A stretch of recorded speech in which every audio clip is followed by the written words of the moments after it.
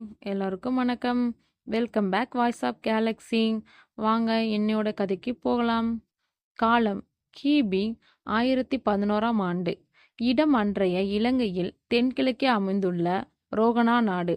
அந்நாட்டை ஆண்டு வந்த 5ஆம் மகிந்தனை கடும் போரிட்டு அவனது படைகளை வீழ்த்திய ராஜேந்திர சோழன் ஏறத்தாழ அந்நாட்டு வளங்களை எல்லாம் சிதைத்து 5ஆம் மகிந்தனை தன் படை வீரர்களின் முன்னிலையில் கொல்ல எத்தனித்த நேரம் அங்கு அடர்ந்த காட்டின் நடுவே 2000 வீரர்கள் தீப்பந்தம் பிடித்தும் இருட்டின் ஆதிக்கத்தில் இருந்து தப்பிக்க இயலாமல் வெளிச்சமும் இருளும் கடுமையாக போராடி கொண்டிருந்தது. இன்னும் ஒரு நொடியில் மகிந்தனை கொன்று விடுவான் என்ற நிலையில் அக்காட்டில் அவர்களுக்கு மிக அருகில் ஒரு பெண்ணின் அழுக்குரல் மிக மென்மையாக கேட்டது. அது ராஜேந்திரனை கவனத்தை சிதறடித்தது. அங்கே யார் என்று தேடும்படி தனது படைவீரர்கள் சிலரை அனுப்புங்காங்கள். சைகை செய்தான். அனைவரும் முன்னிலையில் நின்று அவன் உத்தரவை ஏற்று சிலர் அனைத்து திசைகளும் சென்று பார்க்க சென்ற அனைத்து வீரர்களும் ஒரே நேரத்தில் மரண ஓலத்தில் அலறினர்.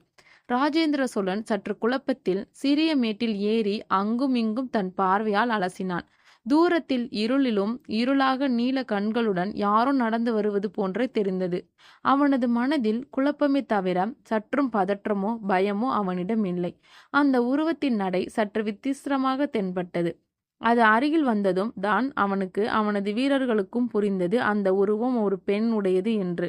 அவனை தவிர மற்ற வீரர்கள் அவளை கண்டு கேலியாக சிரிக்க அவள் ராஜேந்திரன் கண்களை சற்றே உற்று நோக்கி என பெருமூச்சு விட வீரர்களின் கையில் இருந்த வாள்கள் வேல்கள் எல்லாம் காய்ந்த சருகாய் விழுந்தன.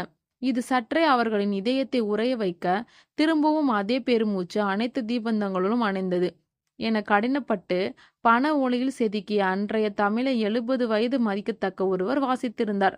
அவருடன் கண்ணாடி அறையில் இருந்த அவரை விட வயதில் சற்றே இளையவரான ஒருவர் இவர்களது குழுமம் அகழ்வாராய்ச்சியில் சேகரித்த கல்லறையை திறந்து அதில் இறந்த பெண்ணையும் அவள் கையுடன் ஆணியடிக்கப்பட்டிருந்த ஒரு சிறிய பெட்டியையும் காண்பித்தார். உடனே அந்த அறையில் சுற்றிலும் பதியப்பட்ட கேமராவில் உதவி என சைகை செய்தனர். முதலில் அந்த அறையை விலக்கி விடுகிறேன். சுற்றிலும் கண்ணாடிகள், உள்ளிலிருந்து கண்டால் வெளிப்புறம் தெரியாது. வெளிப்புறத்தில் உட்புறம் நடப்பது தெள்ள தெளிவாக தெரியும். ஏன் அவ்வாறென்றால் உட்புறத்தில் இருப்பவர்களுக்கு வெளிப்புற தெரியும் என்றால் கவனம் சிதற வாய்ப்புள்ளது என்பதாலும் உட்புறத்தில் உள்ளவர்கள் ஏதேனும் கவனிக்க தவறினால் கூட வெளியில் இருப்பவர்கள் கவனித்திடாம். இருவரும் தவறவிட்டால் கூட கேமரா தவறவிடாது என்ற அதிபுத்திசாலித்தனமாக கோட்பாட்டிலேயே அந்த அறை அமைக்கப்பட்டிருந்தது. உதவிக்கு அவர்கள் அழைத்ததும் ஏற்கனவே இருந்த மூவருடன் மேலும் 5 சேர்ந்து கொண்டனர். அந்த கல்லறையில் பதித்தப்படிருந்த அந்த பெண்ணை அருகில் இருந்த இடத்தில் தூக்கி கிடத்தினர்.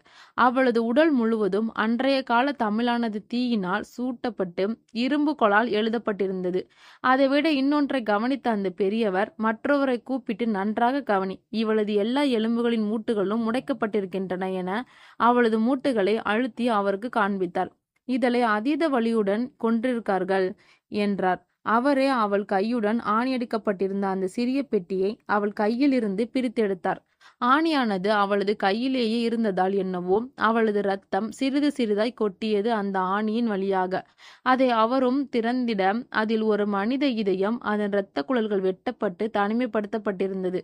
சற்று ஏதோ யோசித்தவர் அந்த சிறிய பெட்டியில் இருந்த இதயத்தை, ஏன் இவளது இதயமாய் இருக்கக்கூடாது என்று அந்த இதயத்தை அவள் அருகில் எடுத்துச் சென்றதும் அந்த இதயமானது அவளது உடலில் வேகமாக காந்தம் ஒன்றோடு ஒன்று ஒட்டுவதை போல் வேகமாக ஒட்டிக்கொண்டு மறைந்தது.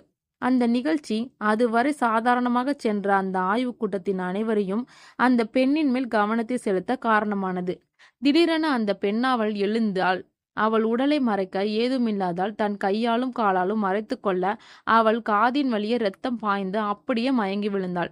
பயத்தில் ஆய்வில் இருந்தவர்கள் கண்ணாடி அறையில் இருந்து தப்பிக்க செல்ல முயல எவரும் தப்பிக்க இயலாத என்றபடி வெளியில் இருந்து அதன் அறைகளை பூட்டும்படி கட்டளையிட்டான் அந்த ஆராய்ச்சி குழுமத்தின் தலைவன். பதற்றத்தில் அனைவரும் கண்ணாடியை உடைக்க முயல அவள் மீண்டும் எழுந்தாள். ஆக்கவும் இயலா, அழிக்கவும் முடியா காரிகையே இத்தாரணிகா என அவளது கொடூரமான குரலில் கத்தியவள் ஒரு சொடுக்கிடம் அந்த அறையில் உயிர் பயத்தில் அலறி கொண்டிருந்தோர் அனைவரும் எரிய தொடங்கினர். பின் அவளுக்களவே பற்றி எரிந்தாள். அந்த அறையை கொழுந்துவிட்டு எரிந்தது. முழுவதும் எரிந்த பின் அவள் அவளது விருப்பம் இல்லாமலே என்ன ஆகிறது என அவளுக்கும் புரியாமலே சாம்பலாய் கரைந்து அந்த அறையின் மேல் இருந்த சிசிடிவி கேமராவில் பதிவானது. அந்த ஆய்வுக்கூடம் அமைந்த சாலையின் ஓரத்தில் காரில் ஒரு தம்பதியினர் வருவதும் அவள் காற்றில் கரைவதும் ஒரு சேர அமைந்தது. காரில் நமக்கு கல்யாணமாகி 3 ஆண்டுகள் ஆகிறது, இன்னும் குழந்தை இல்லையே என்றாள் பார்வதி தனது கணவனை சோகமாக பார்த்து. ஏய் செல்லம், எல்லாம் சரியாகிடும், நீ கவலைப்படாதே என்றார் போலியாக. உண்மையில் அவரை குழந்தை இல்லை என்பது பார்வதியை விட அதிகமாய் பாதித்திருந்தாலும் அவரது காதல் மனைவி வருத்தப்படுவாளே என்றே சமாதானம் செய்தான். அக்கணம் அவளிற்குள் எதுவோ புகுவது போல் தோன்றியது. என்னங்க என பயத்தில் அலறியவள் வாந்தி எடுத்தபடி மயங்கினாள். கார்த்திக்கும் வேக வேகமாக காரை மருத்துவமனைக்கு விட, பிறகென நல்ல செய்திதான் டாக்டர், கங்க்ராச்சுலேஷன் கார்த்திக், நீங்க அப்பாவாக போறீங்க என்றதும் இருவர் முகத்திலும் அப்படி ஒரு சந்தோஷம். சரியாக 10 மாதம் கழித்து அவள் பிறந்தாள். பிறந்ததும் குழந்தை இறந்து பிறந்து இருக்கிறது என்றார் டாக்டர். குழந்தையிடம் சற்றும் அசைவில்லை, இதய துடிப்பும் இல்லை. இதை பதற்றத்துடன் கார்த்திக்கிடம் சொல்ல டாக்டர் சென்ற மறுகணம் குழந்தை அழகாய் சிரித்தது. அவள் சிரிப்பை முதலாய் பார்த்த அந்த நர்ஸிற்கு ஏதோ விதமான பயம் ஏற்பட்டிருந்தது. எதற்கென்றால் அக்குழந்தையின் இதயம் இப்போது துடிக்கவில்லை. அவளின் பிறப்பிற்கு அவளையும் அவளது பெற்றோரையும் தவிர மேலும் இருவர் காத்திருந்தனர். சரியாக 1 வருடத்திற்கு முன்பு அவள் எரிந்த ஆராய்ச்சி குழுமத்தின் தலைவன் அந்த சிசிடிவி கேமராவில் பதிந்ததை பார்த்தபடி, இன்று உன்னை தவறவிட்டிருக்கலாம், விரைவில் நாம் சந்திப்போம் என்றான். ஏன் இவளுக்கு இத்தனை மனக்கடல் என்ற அவனது புதிதாக சேர்ந்த அக்குழுமத்தின் ஆய்வாளரின் கேள்விக்கு அது பழைய கணக்கு என வஞ்சத்தில் சிரித்தான் அத்தலைவன். மறுபுறம் அவள் உதயதாயிற்றாள். அதிவீர பாண்டியா என குரல் கேட்டது. அடர்ந்த காட்டின் நடுவே அமைந்த குகையில் சுற்றிலும் நரபலி கொடுக்கப்பட்ட தலைகள் தொங்கிக் கொண்டிருக்க காரிய பூதங்கள் அக்குகையை உள்ளிருந்தே நோட்டமிட்டு கொண்டிருந்தன. 6 அடி உயரத்தில் என்ஜான் உடல்வாகு கொண்ட, முகமுழுக்க தாடியும் உடல் முழுக்க ரோமமும் கொண்டு, கையில் வாளுடன் வந்துட்டியா தாரணிகா என்று அக்காடே அலறும்படி சிரித்தான். தாரணிகா இப்போது 5ஆம் வயதை அடைந்திருந்தாள். எப்போதும் துருதுருவென ஓடிக்கொண்டும் விளையாடிக்கொண்டும் இருப்பாள். அவள் பிறந்த முதல் வருடத்திலேயே பேசவும் நடக்கவும் பழகிக்கொண்டாள். அதுவே ஆச்சரியம் தான் அவளது வீட்டிற்கு. வீட்டின் ஒரே குழந்தை என்பதால் அதிக பாசம் கிடைத்தது அவளுக்கு. வீட்டில் இருந்த அனைவரிடமிருந்தும். தாத்தாவிற்கும் பாட்டிற்கும் இவள் கேட்கும் முன்னே அதை வாங்கி தருவதே வாடிக்கையாயிற்று. 7ஆம் அகவையில் அவர்களது குடும்ப ஜோதிடரை காணச் சென்றனர் கார்த்திக்கும் பார்வதியும் தாரணிகாவும். வாப்பா கார்த்திக், எப்படி இருக்க? நல்லா இருக்கேன் அங்கிள். ஆன்ட்டி எங்க? அவளா 4 வீடு தள்ளிதான் அவளோட அண்ணன் வீடு இருக்கு, புதுசா இப்பதான் குடியேறியிருக்கிறார்கள். அவர்கள் வந்ததும் வந்தார். அவளுக்கு இதுதான் அவளோட வீடு என்றே மறந்து போகுது என்றபடி சிரித்தார். சற்றே முகத்தை பார்வதியின் பக்கம் திருப்பியவர், என்னம்மா பாப்பா என்ன சொல்கிறாள் என்றாள். அதுவரை எங்கோ பார்த்திருந்த தாரணிகா, நான் ஒன்றும் பாப்பா இல்லை தாரணிகா என்றாள் சற்றும் மழலை மொழியில். அவள் குழந்தைத்தனமாய் பேசுகிறாள் என்று மூவரும் சிரித்தனர். இதுவரை அமைதியாயிருந்த பார்வதியோ அங்கிள் என்று விட்டு அவளது பிறந்த நாளையும் பிறந்த நேரத்தையும் அவரிடம் கொடுத்து, என் பொண்ணுக்கு ஜாதகம் எழுத வேண்டும் என்றாள். சரியாக அவள் அவரிடம் கேட்கும்போது அவருக்கு மேலே இருந்த டியூப்லைட் வெட்டி வெட்டி எரிந்தது. சற்று மேலே பார்த்தவர் புதிது மாற்ற வேண்டும் என்றபடி புலம்பிக் கொண்டு தாரணிகாவின் பிறந்த தேதியும் நேரத்தையும் கணக்கிட்டவருக்கு ஆச்சரியம் என்னவென்றால், இந்த ஜாதகம் ஏற்கனவே இறந்தவராயிற்றே என்று. இருந்தும் உறுதிப்படுத்திக் கொள்ள அவளின் கையை நீட்ட சொல்லி கைரேகை பார்த்தவருக்கு இவள் 1000 வருடம் பழமையானவள் என புரிந்தது. அவரது மனமானது சற்று அதிசயமிக்க. ஆனால் தாரணிகாவின் நீல கண்களை கண்டதும் அவர் மனத்தில் பயமும் ஒரு சேர அவரை தாக்கியது. ஜோதிடர் தாரணிகாவை பாசமாக அருகில் அழைத்தாள். அவளும் பார்வதி மடியில் இருந்து எழுந்து அவரின் அருகில் சென்றாள். அவர் அவளை கண்டு சிரித்தபடி, பாப்பா கொஞ்சம் வெளியில இருக்கியா என்பதற்கு அவள், நான் ஒன்றும் பாப்பா இல்லை, ஏன் என்னால் வெளியே செல்ல முடியாது என்றாள் கோபமாக. அவளது தாயார், தாரு பெரியவங்க கிட்ட அப்படியெல்லாம் பேசக்கூடாது, சமத்து பொண்ணுல, கொஞ்சம் வெளியே போயிட்டு விளையாடு, அம்மா சாக்கி வாங்கி தரேன் என்றாள். தாரணிகா, மில்கி பார் தான் வேணும் மம்மி என்றபடி குழந்தை தானமாய் வெளியே சென்றாள். ஜோதிடர் சற்று நிதானித்து அவர்களிடம், இந்த ஜாதகம் உண்மையில் உயிரோடு இருப்பவரின் ஜாதகம் இல்லை என்று சொல்லி சிறிது யோசித்தவர், அவள் உங்கள் மகளே இல்லை என்பதற்குள் கண்ணை பறிக்கும் மின்னல் ஒன்று வெட்டிட, அதில் தாருவின் தாய் தந்தையருக்கும் அறை முழுவதும் வெண்ணிறம் மட்டுமே தெரிந்தது. திடீரென ஜோதிடரின் அலறல் குரல், அவள் உங்கள் பெண் குழந்தை அல்ல, சூனியக்காரி மோகினி என அலறி இறுதியில் குரல் நின்றது. அவளது தாய்க்கும் தந்தைக்கும் என்ன அலறுகிறார் என்று கேட்டாலும், ஏன் அலறுகிறார், எப்படி இத்தனை கண்களை பறிக்கும் வெளிச்சம் என்ற பயத்துடனே அவரை பார்த்திருந்தனர். பார்வை சரியாக தெரிய ஜோதிடர் அமர்ந்த கோலத்திலேயே பாதி எரிந்திருந்தார். அவரது தலையில் பார்ப்பதற்கே அருவருப்பான பூச்சிகள் சில அவரது மூளையை தின்று கொண்டிருந்தது. பார்ப்பதற்கே மிகவும் அருவருப்பான ஆனால் பயங்கரமான காட்சியை கண்டதும் பார்வதியும் கார்த்திக்கும் பயத்தில் தாருவை தூக்கி வெளியில் ஓடினர். பார்வதி தாருவுடன் முன்னால் ஓட பின்னால் ஓடிய கார்த்திக்கிற்கு பயத்தில் இவர்கள் இத்தனை பதற்றம் கொள்ள தாரு வாய்விட்டு சிரிப்பதைக் கண்டு ஒரு விதமான சந்தேகம் அவர் மனதில் பற்றி கொண்டது. அன்றிரவு பார்வதிக்கும் கார்த்திற்கும் தாருவின் மீதான பயம் அப்படியே படர்ந்திருந்தது. அவள் மற்ற குழந்தைகள் போலல்லாது கோவிலுக்கு சென்றாலே மயக்கமிட்டு விழுவதையும் ஒருவருக்கொருவர் பேசாமல் மனதிலேயே ஆசை போட்டு கொண்டனர். அந்த ஜோதிடர் மரணம் அவர் அமர்ந்திருந்த இடத்தின் மேலே இருந்த டியூப் லைட்டின் ஒயர் அருந்து அவர் மேல் விழுந்ததின் மூலமே அவர் இறந்து இருக்கிறார் என அவரது பிரேத பரிசோதனை ரிப்போர்ட்டில் வந்த பின்னரே சற்று தெளிவானது அவர்களது மனம். அந்த கேஸை ஆராய வந்த பாரன்சிக் ஆஃபீஸர் பார்வதியையும் கார்த்திக்கும் நடந்ததை கூற, நீங்க அவர் வீட்டில் இருந்தப்ப அங்கே ஓவர் வால்டேஜ் பாஸ் ஆகியிருக்க வேண்டும். அதனால் தான் அந்த டியூப் லைட் உடைந்திருக்க வேண்டும். அதுவே உங்களுக்கு மின்னல் வெட்டுவதைப் போல தெரிந்திருக்கும். அந்த ஒயர் அருந்து அவர் மேல் விழுந்ததுதான் காரணம் அவர் எரிந்ததற்கு என்றார் அந்த பாரன்சிக் ஆஃபீஸர். அங்கே அவர்கள் கவனித்திருக்காதது அந்த டியூப் லைட் உடையவில்லை என்றதும் அந்த பூச்சிகள் எங்கிருந்து வந்ததும் என்பதுதான். அதை யோசிக்க தவறி இருக்கலாம், இல்லை மறைக்கப்பட்டிருக்கலாம். இந்த நிகழ்வு அவர்களை சகஜமாக மாற்றிட அது நடந்து 14 வருடம் கழித்து தாரிணிகா 21ஆம் வயதை அடைந்திருந்தாள். நீல நிற கண்கள், பெரிய புருவம், கூர்மையான மூக்கு, அழகிய இளஞ்சிவப்பு உதடு என ஒரு கூடையில் கொட்டிய கனிவகை போல் தெரிந்தாள். இதுவே அவளை அந்த கல்லூரியில் பலருக்கும் எதிரியாக்கியது, பலருக்கு தோழியாக்கியது. சிறு வயது முதலே அதீத திமிருடன் வளர்ந்து வந்தவள் அவளது பெற்றோரின் தினசரி அறிவுரையாலும் பாட்டி தாத்தாவின் வளர்ப்பினாலும் எறும்பு கூற கல்லும் தேயும் என்ற பழமொழிக்கு ஏற்ப அவளுக்கே உரித்தான அனைத்து பண்புகளும் மறக்கப்பட்டு மிகவும் பயந்த சுவாசத்துடன் அவள் வளர்ந்திருந்தாள். அவளுக்கு தைரியம் சொல்லவே விஜி அவளை உயிர் தோழியா இருந்தாள். விஜியின் மொழிபெயர் விஜிலா. சற்றே அதீத தைரியமானவள். ஆண்களை சீண்டுவதை வாடிக்கையாக கொண்டவள். தாரிணிகாவிற்கு ஆறுதலோ மகிழ்ச்சியோ எதுவாயினும் அவள்தான் அந்த மொத்த கல்லூரியிலும். விஜிக்கு பள்ளி காதலன் ஒருவன் உள்ளான். அவனோடு சேர்ந்து தாரிணிகாவிற்கு 2 நண்பர்கள் அந்த கல்லூரியில். கல்லூரியில் துருதுருவென சுற்றும் தாரிணிகாவிற்கு யாராவது முறைத்தாலோ கண்ணீர் வடித்துவிடும் அத்தகைய வெள்ளந்தியாக அவள் வளர்ந்திருந்தாள். அவளை தேற்றி சமாதானம் செய்யவே அவளது தோழிக்கு அன்றைய தினம் ஓடிவிடும். விஜயும் சாதாரணமானவள் அல்ல. தனக்கொன்று என்றால் கண்டு கொள்ளாதவள். தாரிணிகாவுக்கு ஒன்றனால் அத்தனை கவனம் எடுத்துக்கொள்ளுவாள். ரமேஷ், விஜி அவள் அளவிற்கில்லாமல் இருந்தாலும் அவனும் பாசக்காரன்தான். தாரிணிகா மேல் அவளது குழந்தைத்தனத்தை சற்றே அதிகமாய் ரசிப்பவன்.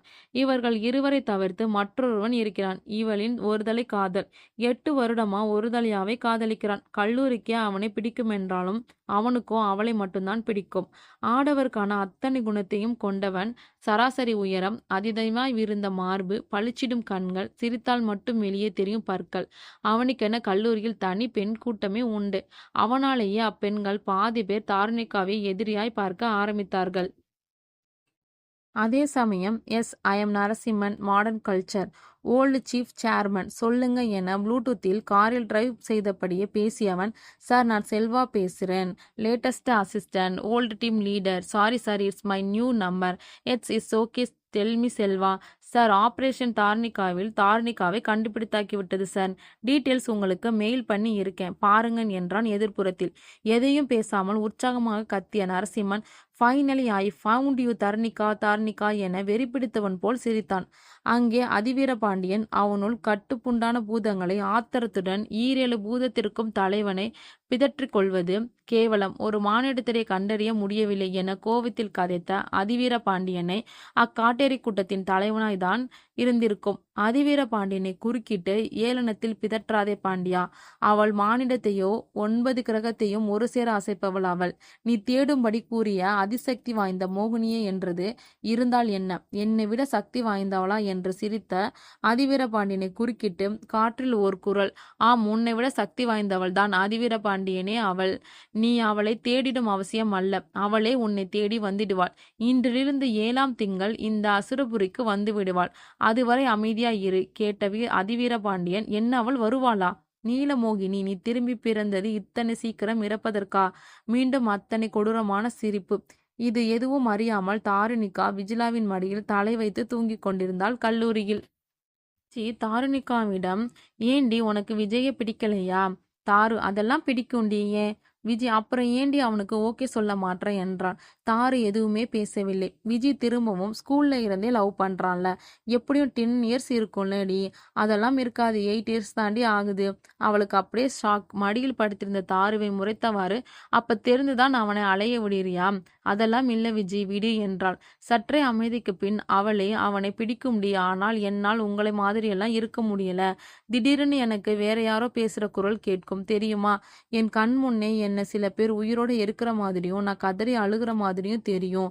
அடுத்த கொஞ்ச நேரம் அப்புறம் பார்த்தா ஒருவன் என்னை உயிரோட வெட்டுறது போல தெரியும். நான் வழியில துடிக்க என்னை வெட்டுறவன் அவ்வளோ ஹாப்பியா சிரிப்பான் தெரியுமா என்றாள். எனக்கு மென்டல் டிசார்டர் இருக்குன்னு நினைக்கிறேன்டின்னு விஜயின் மேல் முகம் புதைத்து அழுதாள். இது அடிக்கடி அங்கு நடப்பதுதான். பள்ளியில் படிக்கும் போதிலிருந்தே இதை விஜயிடம் தாரு சொல்லி அடிக்கடி அழுதிருக்கிறாள். விஜி, லூசா, அதெல்லாம் இருக்காது. சாரி தாரு, அழாதே. இனிமேல் அதை பற்றி கேட்கவில்லை என்றாள். தாரு அதோட நிறுத்தாமல், நைட் தூங்கும்போது என் முகத்தை கண்ணாடியில பார்த்தா எனக்கே நான் வேற மாதிரி தெரிவேன் தெரியுமா விஜி? என இன்னும் சத்தமாக அழச் சென்றவளை அவளது கல்லூரி தோழி கவி குறுக்கிட்டு தாரு தாரு என்றாள். அதுவரை முகம் புதைத்து அழுதவள் துருதுருவென மாறி, சொல்லு கவி, பாட்னி சார் கொடுத்த அசஸ்மெண்ட் முடிச்சிட்டியா? எஸ் கவி, முடிச்சிட்டேன். அதை கொடுக்குறியா? பார்த்து எழுதிட்டு தரேன் என்றாள் கவி. சரி என கொடுத்தாள் தாரு. அதுவரை அழுதவளை கண்ட விஜி தாருவை பார்த்து, எப்படி சடன்னா சிரித்தபடி மாறின என்றாள். அதெல்லாம் அப்படிதான் என்றபடி ஒரு போலியாக சிரித்தாள். அது போலியான சிரிப்பு தான், ஆனால் அதிபயங்கர அழகான சிரிப்பு. இதையெல்லாம் அந்த புறத்திலிருந்து கவனித்த விஜய் என்ன என்றபடி கண்களால் விஜயிடம் வினாவினாள். அவள் ஒன்றுமில்லை என்று கண்களால் பதில் சொன்னாள். விஜயை அடுத்து விஜய்க்கு தான் தெரிந்திருந்தது தாருவின் கண்களை பார்த்து அவள் மனநிலையை புரிந்து கொள்வது. இது ஒரு புறம் நடந்து கொண்டிருக்க, அங்கே வந்த ப்ரொஃபசர் மாடர்ன் கல்ச்சர் என்ற நிறுவனத்தில் சார்பில் இருந்து, இந்த காலேஜில் படிக்கிற எல்லா ஸ்டூடெண்ட்ஸ்க்கும் ஃப்ரீயா ஃபுல் பாடி செக்அப் பண்ண 120 டாக்டர்ஸ் வந்திருக்காங்க என்றார். கிளாஸோ ஒரு நிமிடம் அமைதியாகி மீண்டும் சகஜ நிலைமைக்கு சென்றது. எல்லாரும் ஒழுங்கா எந்த கலாட்டாவும் பண்ணாம செக்கப்பை முடிச்சிட்டு வரணும், ஓகேவா என்று வெளியில் செல்ல எத்தனித்தவர், புரிஞ்சுதா விஜய் என்று அழுத்தி சொல்லிவிட்டு சென்றார். வகுப்பு வாரியாக வரிசையாக மாணவர்கள் தனித்தனி குழுமத்தில் நின்று கொண்டிருந்தனர். தாரு பயின்ற வகுப்பில் உள்ள எல்லா மாணவர்களும் ஒரு குழுமத்தில் வரிசையாக சென்றனர். விஜி தனது செக்கப்பை முடித்துவிட்டு தாருவை பார்த்து சிரித்தபடியே வெளியே வந்தாள். தாரு அடுத்ததாக உள்ளே சென்றாள். நரசிம்மன் தாருகாருக்கு மட்டுமே காத்திருந்தான். அவன் காத்திருந்தபடி அவளும் அந்த அறையினுள் நுழைய, நரசிம்மன் அங்கிருந்த அனைத்து டாக்டரிடம் அவள்தான் என்று கூறினான் சைகையில். தன்னை சுற்றி என்ன நடக்கிறது என்று எதையும் சற்றும் அறியாத அந்த மாயமோகினி பெண் நரசிம்மனின் அருகில் உட்கார்ந்தாள். அவளுக்கு பிளட் டெஸ்ட் செய்ய முதலில் பிளட் சாம்பிள் எடுக்கப்பட்டது. பின் அவளை முழு நீள ஸ்கேனில் கிடத்தி அவளது முழு உடலையும் ஸ்கேன் செய்துவிட்டு அவளது ஒவ்வொரு பாகமும் எத்தனை திறன்பட செயல்படுகிறது என ஒரு 10 நிமிடத்திற்கு ரெக்கார்ட் செய்து அருகில் இருந்த கணினியில் பதிவேற்றம் செய்து கொண்டனர். அந்த டாக்டர் அவளிடம் முதலில் முகம் பார்த்தபடி சிரித்தார். அவளும் பதிலுக்கு சிரித்தார். I am Narasimhan. What is your name என்றாள். அவள் ஐ எம் தார்னிகா என்றாள். இங்கே பாருங்க தாருணிகா, நான் சொல்வதை கேட்டதும் நீங்க பதற்றமாக கூடாது, சரியா என்றாள். அவளும் சரி என்றாள். ஸ்கேன் ரிப்போர்ட்டை அவளிடம் காண்பித்து, சாரி மேம், உங்களுக்கு நுரையீரல் புற்றுநோய் இருக்கு என்றான் நரசிம்மன். அதுவரை எதர்ச்சியாக இருந்த தாருணிகா பதற்றத்தில், அதைவிட அதிகமாக பயத்தில் அவனை காண அவனே தொடர்ந்தான். ஏற்கனவே ஸ்டேஜ் 4 போகிடுச்சு. ஸோ இனிமேல் ரெக்கவர் ஆக முடியாது. பட் பாதிப்பை தள்ளி போடலாம். மேக்சிமம் 18 months தள்ளி போடலாம். அதுக்கு மேல் எத்தனை ஆன்டிபயோட்டிக் கொடுத்தாலும் நடக்காது என்றாள். அதாவது நான் சாகிறதுக்கு தள்ளி போடலாம் என்று சொல்கிறீர்களா என்றாள் தாரு.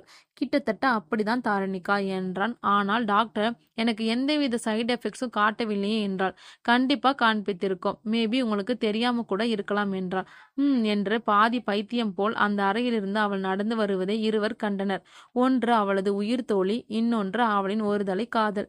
எதையோ யோசித்து அப்படியே நடந்தவள் அந்த கல்லூரியில் கட்டி முடிக்கப்படாத கட்டடத்திற்குள் தன்னை அறியாமலே சென்றாள். அங்கே தாருவை கண்ட விஜய் அங்கே எதற்காக செல்கிறாள் என்ற குழப்பத்தில் அவள் பின்னால் தாரு தாரு என கத்தியபடி சென்றாள். சற்றும் அவள் அவனை கவனித்ததாய் தெரியவில்லை. ஏதோ பைத்தியம் பிடித்தவள் போல் புலம்பிச் சென்றவளின் மேல் அக்கட்டடத்தின் 3ஆம் தளத்தில் சிமெண்ட் நிரப்பப்பட்ட உருளை வடிவிலான மரப்பெட்டி விழப்போனது. அவள் அதை உணரவில்லை. ஆனால் அதை கண்ட விஜய் வேகமாக ஓடி அவளை நகரும்படி தள்ளிவிட்டான். அவள் சற்று தொலைவில் விழுந்தாள். ஆனால் அந்த மரப்பெட்டியானது அவனது காலில் விழுந்து கொஞ்சம் அதிக காயத்தை ஏற்படுத்தியது. காயத்தால் ஏற்பட்ட அதிக வலியால் அவன் கத்தினான். ஆனால் அவளுக்கோ தாரிணிகா என்ற ஒரு கொடூர குரல் தன்னை அழைப்பது போன்றே தெரிந்தது. ஒரு கருப்பு உருவம் தாரிணிகா என்றது. அவளை பார்த்து மீண்டும் சுற்றிலும் தலையை சுழல விட்டாள். மீண்டும் அதே குரல், தாரிணிகா. அவளின் தலைக்கு மேல அவ்வுருவம் இருப்பதைக் கண்ட அவள் ஏதோ பயத்தில் அதை பார்த்தாள். ஆனால் அதுவும் இம்முறை தப்பித்தாய் தாரிணிகாய், ஆனால் அடுத்த முறை கடினம்தான் என்று கொடூரமாய் சிரித்துவிட்டு மற்றொரு உருளையை வழியில் கத்திய விஜயின் மேல் தள்ளிவிட்டு, உன்னை காப்பாற்ற அவனும் இனிமேல் இருந்திருக்க மாட்டான் என்றதும் தன்னால் ஒரு அடிக்கூட நகர முடியாத சூழலில் விஜய் மாட்டிக்கொள்ள அவன் மேல் விழப்போகும் மரப்பெட்டியை பார்த்தபடி பதையரடித்து ஓடி வந்தாள். அது அவன் மேல் விழுவதற்கு தன்னால் விஜயும் நெருங்க முடியாது என உணர்ந்த தாரிணிகா பதற்றத்தில் என்ன செய்வதென்று அறியாமல் ஐயோ எல்லாம் முடிந்தது என அழுதபடி கைகளை அசைக்க அந்த சிமெண்ட் நிரப்பப்பட்ட மரப்பெட்டியானது 8 துண்டாய் சிதறியது. அங்கே சிறிதும் தாமதிக்காமல் அவளுக்கு மூக்கிலும் அதே சமயம் வாயிலும் ரத்தம் கொட்டிட ரத்த வாந்தி எடுத்தாள். இரவு 11 மணி அளவில் நரசிம்மனுக்கு ஒருவித கேள்வியோடு போன் செய்தான் செல்வா. ஹலோ சார் என்றான். எஸ் சொல்லுங்க செல்வா என்றான் கூலாக நரசிம்மன். ஏதும் டிஸ்டர்ப் பண்ணிட்டேனா? அதெல்லாம் இல்லை, சொல்லுங்க. செல்வாவிற்கு ஏற்பட்ட அதிகமான குழப்பத்தில் ஓப்பனாக, ஆபரேஷன் தாரிணிகாவில் நீங்க பண்ற இந்த மூவ் தான் எனக்கு புரியலை என்றான். ஹாஹாஹா என கேலியாக சிரித்தவன் செல்வாவிடம், தாரிணிகாவை கண்டு நீ சாதாரணமாக நினைக்கிறாய். 21 வருடத்திற்கு முன்பு நான் கண்ட அவளை அவளது வழியில் நீ இன்று கண்டிருந்தால் இத்தனை விதமாய் பேசியிருக்க மாட்டாய் என்றான். சற்று பெருமூச்சை விட்டு திரும்பவும் அவனே, I think she lost her memory then. இருந்தாலும் எதுக்கு சின்ன குழந்தை மாதிரி காலேஜ் படிக்கிறாள் என்று தெரியவில்லை. அதுதான் உனக்கு கொடுத்த அசஸ்மெண்ட் சரியா செல்வா என்றாள். எதிர்முனையில் எஸ் சார் என்றான் செல்வா. மீண்டும் நரசிம்மன், எதுவாக இருந்தாலும் அவளை மென்டலாக வீக்காக்க வேண்டும் செல்வா. அவளது மனநிலையை பலகீனப்படுத்தினால் அவளை ஈஸியாக அண்டர்ஸ்டாண்ட் செய்யலாம் என்றான். இங்கே நரசிம்மன் தவறிவிட்டது. மரண பயம் அனைத்து மனிதர்களின் மனதையும் பலகீனப்படுத்தாது, சில மனிதர்களின் மனதை பக்குவப்படுத்தும் என்பதை தான் இதுவரை அமைதியாக கேட்டுக்கொண்டிருந்த செல்வா, அவள் வேறேதும் ஹாஸ்பிட்டலில் செக்அப் செய்தால் கூட அவள் நார்மலா இருக்கிறாள் என்று தெரிந்திடுமே என்றான். அதெல்லாம் தெரிய வாய்ப்பே இல்லை. அவளை ஸ்கேன் செய்த போதே நுரையீரல் பாதிக்கும் நைட்ரஜன் ஆக்சைடை அவளது உடலில் செலுத்தியாகி விட்டது என்று சிரித்தான் நரசிம்மன். அங்கே அதிவீர பாண்டியா, என்ன காரியம் செய்தாய்? நான் தான் உன்னிடத்திலே உரைத்தேனே அவளை உன்னை நாடி வருவாள் என்று. பிறகேன் அவசரம்? அவள் மேல் கரிய பூதத்தை ஏவி இருக்கிறாய் என்னது காட்டில் ஒரு குரல். அதிவீர பாண்டியன் ஏதோ சொல்ல வாய் திறக்க அவள் தன்னையும் அறியும் வரைதான் நீ நான் இந்த 7 பூதங்கள் அதனுடன் கண்டும் அலையும் அத்தனை காட்டேரிகளும் அவளை அவள் அறிந்து கொண்டாளோ, ஆனால் அவளின் விரலவசின் கீழ்தான் நாம் அனைவரும் தெரிந்து கொள்ள என எச்சரித்தாள். நேற்று நடந்த நிகழ்வுகளால் மனம் குழம்பிய தாரிணிகா அந்த கட்டி முடிக்கப்படாத கட்டிடத்திற்கு கல்லூரிக்கு வந்ததும் வராதுமாய் ஆராயச் சென்றாள். அந்த கருப்புருவம் எங்கிருந்து வந்திருக்கும் என தெரிந்து கொள்ள. இதை கண்ட விஜய் எதுக்கு அவள் அடிக்கடி அங்கே செல்கிறாள் என்ற குழப்பத்தில் அவள் அறியாத வண்ணம் அவள் பின்னாலே சென்றான். நேற்று அந்த பூதம் இருந்த இடத்தையே உத்து பார்த்திருந்தவளின் மூக்கிலிருந்து ரத்தம் கொட்டியது. விஜய் தாருவை பார்த்து, ஏய் மூக்கிலிருந்து ரத்தம் வருது, என்னடி ஆச்சு என பதற்றத்துடன் தட்டு தடுமாறி நடந்து வந்தான். அவனை அங்கே கண்டு அதிர்ச்சியில், ஆனால் சற்றும் வெளியில் காட்டாமல், அதெல்லாம் ஒன்றுமில்லை, ஃப்ரீயா விடு என விஜயை தாங்க சென்றவள் நரசிம்மன் கொடுத்த மருந்தின் வீரியத்தால் இரத்தத்தை அதிகமாக கக்கினாள் வாயிலிருந்து. விஜய் பயத்துடன், என்னடி ஆச்சு தாரு, ப்ளீஸ் சொல்லே என்றாள். நேத்து கூட இப்படிதான் வாந்தி எடுத்த, கேட்டதுக்கு அல்சர் கில்சர்னு எதையோ சொன்ன, இன்னைக்கு அதை விட அதிகமாக ரத்தம் வருது, என்னதான் ஆச்சு ப்ளீஸ் சொல்லேண்டி, பயமா இருக்கு என்றான் அவளை கையில் தாங்கியவனாய். அதுவரை உணர்ச்சிகளை கட்டுப்படுத்தியவள் அவனது கலங்கிய குரலில் அவனும் கலங்கி அவளுக்கு கேன்சர் என்பதையும் 1.5 வருடத்தில் இறந்து விடுவேன் என்பதிலிருந்து டாக்டர் சொன்ன அனைத்தையும் விஜயிடம் அவள் சொல்லி அழுதாள். அவள் அழுவதை கண்டு மனம் கேளாத அவன், நேத்தைக்கு வந்தவனை பார்த்தால் டாக்டர் மாதிரியே தெரியல, அவன் ஆளும் அவன் மூஞ்சியும், விடு அதெல்லாம் ஒன்றும் இருக்காது, நாம வேணா வேற டாக்டர் கிட்ட கன்சல்ட் பண்ணலாமா என்றான். அதுவும் தாருவிற்கு சரியெனப்பட்டது. அவள் என்றாள். சரி வா ஹாஸ்பிட்டல் போலாம் என உரிமையாய் தாருவின் கையை பிடித்து நடந்த விஜயை ஒரு கணம் காதல் பார்வையில் ரசித்தாள் அவள். விஜய் தாருவை அழைத்தவாறு தத்தி தத்தி நடந்து வந்தான். விஜய் அவனை இடமறித்து தாருவிடம், எங்கடி போன இவ்வளோ நேரம், எங்கெல்லாம் தேடுறது ஒன்ன என கேள்விகளை அடுக்கிய விஜயை கண்டு தாரு பதபதித்தாள். இதை கண்ட விஜய் குறுக்கிட்டு தாருவின் தோழி கேட்ட கேள்விக்கு, அது இல்ல விஜி, நான் அந்த இன்கம்ப்ளீட் பில்டிங்ல இருந்து நேத்து கீழே விழுந்துட்டேன்ன, அதான் இன்னைக்கு ஹாஸ்பிட்டல் போறோம் என தாருவின் கையை பிடித்து விறுவிறு என அழைத்து சென்றான். நீ விழுந்துட்டியா? நீ தானடா போனும், அவளை ஏன்டா கூப்பிட்டு போற? ஒருவேளை கரெக்ட் செய்திட்டியா என மனதிலேயே நினைத்தவள் விஜய் என்றாள் சத்தமாக. அவனும் திரும்பிட, பாத்துடா அவள் பச்சை மண்ணு என்று சிரித்தாள். அவளின் சிரிப்பின் அர்த்தத்தை புரிந்து கொண்ட தாரிணிகாவையும் விஜய் ஒரு கணம் பார்த்து, நீ வேற விஜய், ஏண்டி சும்மா போடி வெண்ண என தனது தோழியை கொஞ்சலாய் திட்டியபடி தாருவை பைக்கில் அழைத்து சென்றான். பைக்கில் செல்கையில் விஜய் தாருவிடம், உனக்கு ரொம்ப பிடித்த ஆசை என்ன என்றான். அவளிடம் மனதில் சிறிது காதலோடு. ஆனால் அவளது கவனம் கல்லூரியில் நடந்த அந்த கலவரத்தின் மீதே இருந்தது. அந்த கருப்புருவம் ஏது? என் பெயர் அதற்கு எப்படி தெரிந்திருக்கும்? விஜய் கண்களுக்கு ஏன் அது தெரியவில்லை? அதைவிட நான் கையசைச்சதும் அந்த மரப்பெட்டி எப்படி உடைஞ்சிருக்கு என்ற அவள் கேள்விக்கான விடைகளில் சிந்தனையில் ஆழ்ந்திருந்தாள். விஜய் அவளை அருகில் இருந்த ஹாஸ்பிட்டலுக்கு அழைத்து வந்ததும், இறங்கு தாரு என்றபடி பைக்கை நிறுத்தி ஸ்டாண்டு பைக்கை போட சரிதான் என்று போனான். ஏற்பட்ட அதிர்வினால் அவள் சுயநினைவுக்கு வந்தாள். அவள் பைக்கில் இருந்து இறங்கி மருத்துவமனைக்கு முன்னோக்கி நடந்து செல்ல பின்னால் சென்றான் விஜய். அவளிடம் மீண்டும் அதே கேள்வி கேட்டான். இந்த முறை அதீத சத்தமாக, உனக்கு ரொம்ப பிடிச்ச ஆசை என்ன என்றான். அவள் அதை முதல் முறை கேட்டது போல், எனக்கு கேன்சர் இருக்குது என்று கன்ஃபார்ம் ஆனதும் சொல்றேன் என்றாள். விஜய் இதற்கு பதில் ஏதும் பேசவில்லை. அவள் முகத்தை ஒரு கணம் பார்த்தான். அதுவே அவனது பதிலாய் அமைந்தது. அங்கு அவளது உடல் குறித்த ஆய்வுகள் மருத்துவர்களால் செய்யப்பட்டு அவளுக்கு கேன்சர் என்பது உறுதியானதும் அந்த மருத்துவரிடமிருந்து வந்த பதிலும் அதேதான், நீ பிழைப்பது இயலாது என்று. இது அவளின் மனதில் அத்தனை கலக்கத்தை ஏற்படுத்தி இருக்கவில்லை. இது அவள் ஏற்கனவே நினைத்திருந்ததுதான். மருத்துவர் மேலும் பேசிக்கொண்டே போக விஜய் அவரை பேச விடாமல் குறுக்கிட்டு, டாக்டர், ட்ரீட்மெண்ட் எதுவும் இருக்கிறதா என்றான். இனிமேல் ட்ரீட்மெண்ட் எடுத்தாலும் வீண் பயன் என்றபடி சொல்லவும், ஓகே டாக்டர் என்ன விஜய் அவளை அவசர அவசரமாக அழைத்து கிளம்பினான். அந்த மருத்துவரின் ஒப்புதல் கூட அவனுக்கு அவசியம் இல்லாமல் போனது. அதற்கான காரணம், அந்த மருத்துவரின் ஒவ்வொரு சொல்லும் தாருவின் மனதை கடினமாக பாதிருக்கும் என்பதுதான். மருத்துவமனையில் இருந்து அவளின் கையை பற்றி நடந்து வந்து விஜயை ஒரு கணம் அசையாமல் நிறுத்தினாள் தாரு. விஜயிடம் அவள் கலங்கிய குரலில், விஜய், உண்மையில் நான் இறந்துடுவேனா என கேட்க, விஜய்க்கு என்ன சொல்வதென்று தெரியாமல் ஒரு சோக புன்னகை உதிர்த்தான். அவனுடன் அவள் பைக்கில் கிளம்பியதும் சற்று நேர இடைவெளியில் விஜய் என்றாள். அவன் கனிவெடித்ததாய் தெரியவில்லை. திரும்பவும் சத்தமாக விஜய் என்றாள். இதை கவனித்த அவன், சொல்லிடி தாரு என்றான். உன்னை எனக்கு ரொம்ப பிடிக்கும்டா, தெரியுமா?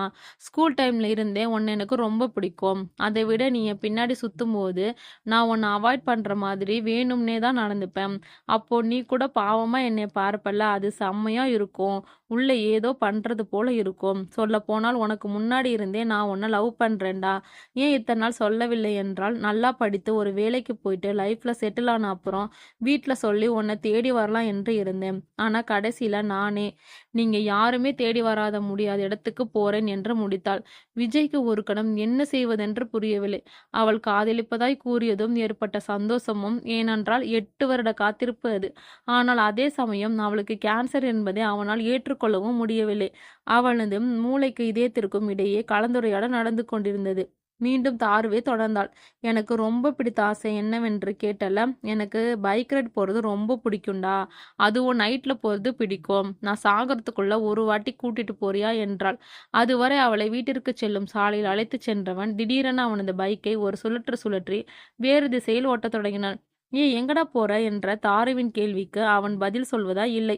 அவன் நேராக அவனுக்கு தெரிந்த ஒரு மெக்கானிக்கல் ஷாப்பில் வண்டியை விட்டு, டே மச்சான் ராஜு, இந்த ஆர்சி புக், இந்த பைக் ரொம்ப மக்கர் பண்ணுதுடா. 2 வீக்ஸ்ல இத 75,000க்கு வித்துக்கொட என்றான். அது சரி, நான் அதை ரெடி பண்றேன். யார் அந்த பொண்ணு என அவனது நண்பன் வினாவினான். தெரிந்த பொண்ணுடா, அப்புறம் சொல்றேன் எல்லாத்தையும். ஒரு 50,000 கூட அர்ஜென்டா தேவைப்படுது. பைக் வித்ததும் அதுல எடுத்துக்கோ என்றான். அவனது நண்பன் ராஜுவும் தாருவின் கண்ணீர் படிந்த முகத்தை பார்த்து, ஏதும் பிரச்சனையா என்று விஜயிடம் திரும்பவும் வினாவினான். டே, எல்லாத்தையும் அப்புறம் சொல்றேன், ப்ளீஸ் கோட, தயமாச்சு என்றான் விஜய். அவன் கேட்ட காசை ராஜு கையில் கொடுத்ததும் மீண்டும் ஒரு சுழற்றி வந்த திசையில் வண்டியை ஓட்டினான். டே, எதுக்குடா 50,000? அவ்வளவா செலவு பண்ணுவேன் எரும மாடு என ஆச்சரியத்தவள் மீண்டும், இப்போது சொல்லுடாம், எங்க போறோம் என்றாள். இருடி சொல்றேன் என்று சொன்னான். அங்கே ஒரு நெடுநீள கான்பரன்ஸ் ரூமில் நரசிம்மன் அமர்ந்திருக்க அவனிலிருந்து ஒவ்வொருவராக சுற்றிலும் அமர்ந்திருந்தனர். அது மட்டுமல்லாமல் அந்த அறையின் சுவற்றில் சுற்றிலும் இருந்த சிறிய மானிட்டர்களில் ஒவ்வொருவரும் தனித்தனியே தெரிய அவர்கள் அவனுக்கு சொந்தமாக இயங்க மற்ற மருத்துவமனைகளில் தலைமை மருத்துவர்களாய் இருந்திருப்பார்கள். எல்லார் முன்னிலையிலும் நரசிம்மனே பேச ஆரம்பித்தான். Good evening everyone. நமது சப்ஜெக்டிடம் இருந்து பிளட் சாம்பிள் கலெக்ட் பண்ணிட்டோம். அது மட்டும் இல்லாம அவளது உடலில் ஓடிடும் அத்தனை திசுக்களின் நகர்வையும் ஸ்கேனும் செய்தாகிவிட்டது. இனி அடுத்த மூவ் அந்த பெண்ணின் உடல் அசைவையும் உணவு பழக்கத்தையும் நாம் கண்காணிப்பதுதான் என்றான். அதற்கு என்ன செய்ய வேண்டும் என்று யாருக்காவது ஏதாவது ஐடியா இருந்தால் சொல்லுங்கள் என்றான். எவரும் அவனின் குறுக்கே பேசவில்லை. பேசுவதும் அவனிடம் பயனில்லை என தெரிந்திருந்ததே அவர்களுக்கு. ஆனால் அக்கூட்டத்தில் இருந்த எவருக்கும் பெண்ணை பற்றி அவன் பேசியதில் விருப்பமில்லை. ஏனென்றால் தேவையில்லாமல் அவர்களது பணம் இதில் விரயமாகின்றன என்றே கருது கொண்டிருந்தனர். அவர்களின் மனநிலையே அவர்களின் முகத்தை கண்டு சரியாக கவனித்த நரசிம்மன், ஏன் இந்த பொண்ணுக்காக இவ்வளோ செலவு பண்ணேன்னு நினைக்கிறீங்க? அப்படி நினைக்கிறவங்க மட்டும் இதை பாருங்க என்றபடி கணினியில் அவனது ஆராய்ச்சி குறிப்புகளை ஓடவிட்டு அவனும் பேச தொடங்கினான். நேத்தைக்கு மார்னிங் நாங்கள் செலக்ட் செய்த அவளின் பிளட் சாம்பிள். இதோட நம்ம ஹார்மோன் டெஸ்ட் என்ன சொல்லுது தெரியுமா? இந்த பிளட் 700 வருடம் பழமையானதாம். இது வெறும் சாம்பிள் டெஸ்ட் தான். சென்சிட்டிவ் ரிப்போர்ட் வர இன்னும் 1 வீக் ஆகும். நாம உண்மையிலே சாகவே சாகாத ஒருத்திய பற்றி தான் நாம் இங்கு ஆய்வு செய்து கொண்டிருக்கிறோம். இவ்வாறு அவன் பேசிக் கொண்டிருக்க கான்ஃபரன்ஸ் காலில் அவன் அருகில் வைக்கப்பட்ட போனாது ஒலித்தது. எஸ்கியூஸ் மீ என பேச்சை நிப்பாட்டியவன் போனை எடுத்து ஹலோ, ஐ எம் நரசிம்மன் என்றான். எதிர்முனையில் அவனது ரிசப்ஷனிஸ்ட், சார் உங்களை தேடி தார்னிகா என்று ஒருத்தவங்க வந்திருக்காங்க என்றான். நினைத்தேன் நீ வருவாய் என்று என தனக்குத்தானே பேசியபடி வெயிட் பண்ண சொல்லுங்க, 5 minutes I will be there என்றான். நரசிம்மன் அவனது அறைக்கு வந்த பின் தாருணிகாவும் விஜயும் உள்ளே அனுமதிக்கப்பட்டனர். நரசிம்மன் தாருணிகாவை பார்த்து ஹலோ மேம், எப்படி இருக்கீங்க என்றான். ஆனால் அவனது அந்த கேள்விக்கு அவள் பதில் சொல்வதற்கு விஜய் இடம் மறுத்து, சாரி சார், டைம் இல்லை, ஹவர்ஸில் தான் வந்திருக்கிறோம். ஸோ வீட்டிற்கு தெரிந்தால் நிறைய ப்ராப்ளம் ஆகிடும். அவளோட கான்சருக்கு நீங்கள் ஏதோ ஆன்டிபயோட்டிக் கொடுத்தால் என அவள் ஆரம்பித்தான். விஜயின் அதிக பிரசங்கித்தனத்தை நரசிம்மன் வெறுத்தாலும் தாருணிகா அதை ரசிக்க ஆரம்பித்திருந்தார். ஓ எஸ், நான் தான் சொன்னேனே, ஏன் தேவைப்படுதா என்றான். இந்த முறையும் தாருணிகாவை பார்த்து ஏதோ ஏளனமாக. தாருணிகாவிற்கு கொஞ்சம் கொஞ்சமாக தான் புரிய ஆரம்பித்திருந்தது விஜய்க்கு ஏன் இங்கு அழைத்து வந்தான், எதற்காக பைக்கை விற்க சொன்னான் என்பது. விஜய் இந்த முறையும் குறுக்கிட்டு சார் சார் அதோட காஸ்ட் என்ன இருக்கும் என்றான். நரசிம்மன் மீண்டும் சிரித்தபடி 1 மந்த்துக்கு ஒரு இன்ஜெக்ஷன் போதும், ஒரு இன்ஜெக்ஷன் 1 லட்சம் ஆகும் என்றான். ஓ ஓகே சார், அப்போ இன்ஜெக்ஷனை போட்டுருங்க என்றான். தாருணிகா வியப்பில் அதெல்லாம் வேண்டாம் என்று சொல்ல வாயெடுக்க அதை அறிந்த விஜய் எதுவும் பேசாதே என்றபடி அவளை கையை பிடித்தான். அவளுக்கும் ஒரு ஆறுதல் அத்தருணத்தில் தேவைப்பட்டது. மறு வார்த்தை அவள் பேசவில்லை. நரசிம்மன் அவனது நார்மல் பேஷண்டிடம் பேசுவது போல் 10 minutes வெளியே வெயிட் பண்ணுங்க என்றான். அவர்களும் வெளியே செல்ல செல்வாவை உள்ளே அழைத்து அந்த ஆன்டிபயோட்டிக் இன்ஜெக்ஷன்ல டிராகர் வைத்து அவள் உடலில் செலுத்தும்படி கட்டளையிட்டான். இன்ஜெக்ஷன் போடப்பட்டது. அவளை பத்திரமாக வீட்டில் இறக்கிவிட்டான் விஜய். என்றைக்கும் வீட்டினுள் துருதுருவென ஓடிடும் தாரு அன்று சோகமாய் தாய்க்கால் அழுத்திவிட பாட்டியின் மேல் படுத்திருந்தாள். ஏதோ நடந்திருக்கிறது என கணித்த அவளது பாட்டி, என்ன தாரு, என்ன ஆனது என் பட்டுக்குட்டிக்கு என்றாள். அதுவரை அன்று விஜய் தனக்காக செய்ததை அசை போட்ட தாரு, ஒண்ணுமில்ல பாட்டி, ஜஸ்ட் தலைவலிதான் என்றாள். சிறிது நேரம் கழித்து அவளது போன் வைப்ரேட் ஆனது. எதிர்முனையில் விஜி. ஹலோ தாரு, சொல்லுடி, என்ன விஷயம்? ஓ, விஷயம் இருந்தால்தான் பேசணுமா? ஓகே மேடம், அப்ப வைக்கவா? அப்படியெல்லாம் இல்ல டியர், சொல்லு என்றாள் தாரு. என்னடி, விஜய் உன்னை கரெக்ட் பண்ணிட்டான் போல. ஏச்சி, அவனே பாவம், காலில் அடிபட்டது என்றுதான் நான் கூட போனேன், வேற இன்டென்ஷன் எதுவும் இல்லை என்றாள் தாரு. சரி சரி, நம்பிட்டேன். ஏ லூசு, நிஜமாடி இதுக்குத்தான் கால் பண்ணியா? என்று சற்று யோசித்தவள், மறந்துட்டேன் பாத்தியா சொல்ல வந்தத. நமக்கு ப்ராஜெக்ட் கேம் போடுறேன்னு சொன்னாங்களா, ஞாபகம் இருக்கா? ஆமா, அதுக்கு என்ன இப்ப? நமக்கு அசுரபுரின்னு ஏதோ ஒரு ஊருக்கு போட்டு இருக்காங்க, நாளைக்கு ஆஃப்டர்நூன் கிளம்பணும் என்றாள். ஓகே, நான் வர முடியுமா என்று தெரியல, பாக்குறேன். யாரெல்லாம் ப்ராஜெக்ட் பார்ட்னர் என்றாள் தாருணிகா. நானும் என் ஆளும் என்றால் முதலில் விஜி. ஏ செம்ம விஜி, ரமேஷ் அண்ணாவும் வராருடி, சூப்பர். அப்புறம் யாரெல்லாம்? நீயும் உன் ஆளும். விஜய் ஒன்னும் என் ஆள் இல்லை என்றாள் தாரு பதிலுக்கு. ஓஹோ, நான் ஆளு தானே சொன்னேன், விஜய்னு சொல்லவே இல்லையே என்றாள். அதிவீர பாண்டியா, நீ நினைத்தபடி அவள் அசுரபுரிக்கு வருகிறாள், காத்திரு காத்திரு. தாரு தாரு மணி 9 o'clock ஆகுது, இன்னும் தூங்குறியா? ஆன்ட்டி, உங்க பொண்ணு ரொம்ப சோம்பேறியா இருக்கா ஆன்ட்டி என்றாள் விஜி. சிரித்தபடியே தாருவை உசுப்பி உசுப்பி எழுப்பிட்டாள் பார்வதி. தாரு தூக்க கலக்கத்தில் தான் தான் காலேஜுக்கு போலன்னு சொன்னேல்லம்மா, அப்புறம் ஏன் எழுப்புனேன்னு சினிங்கினாள்.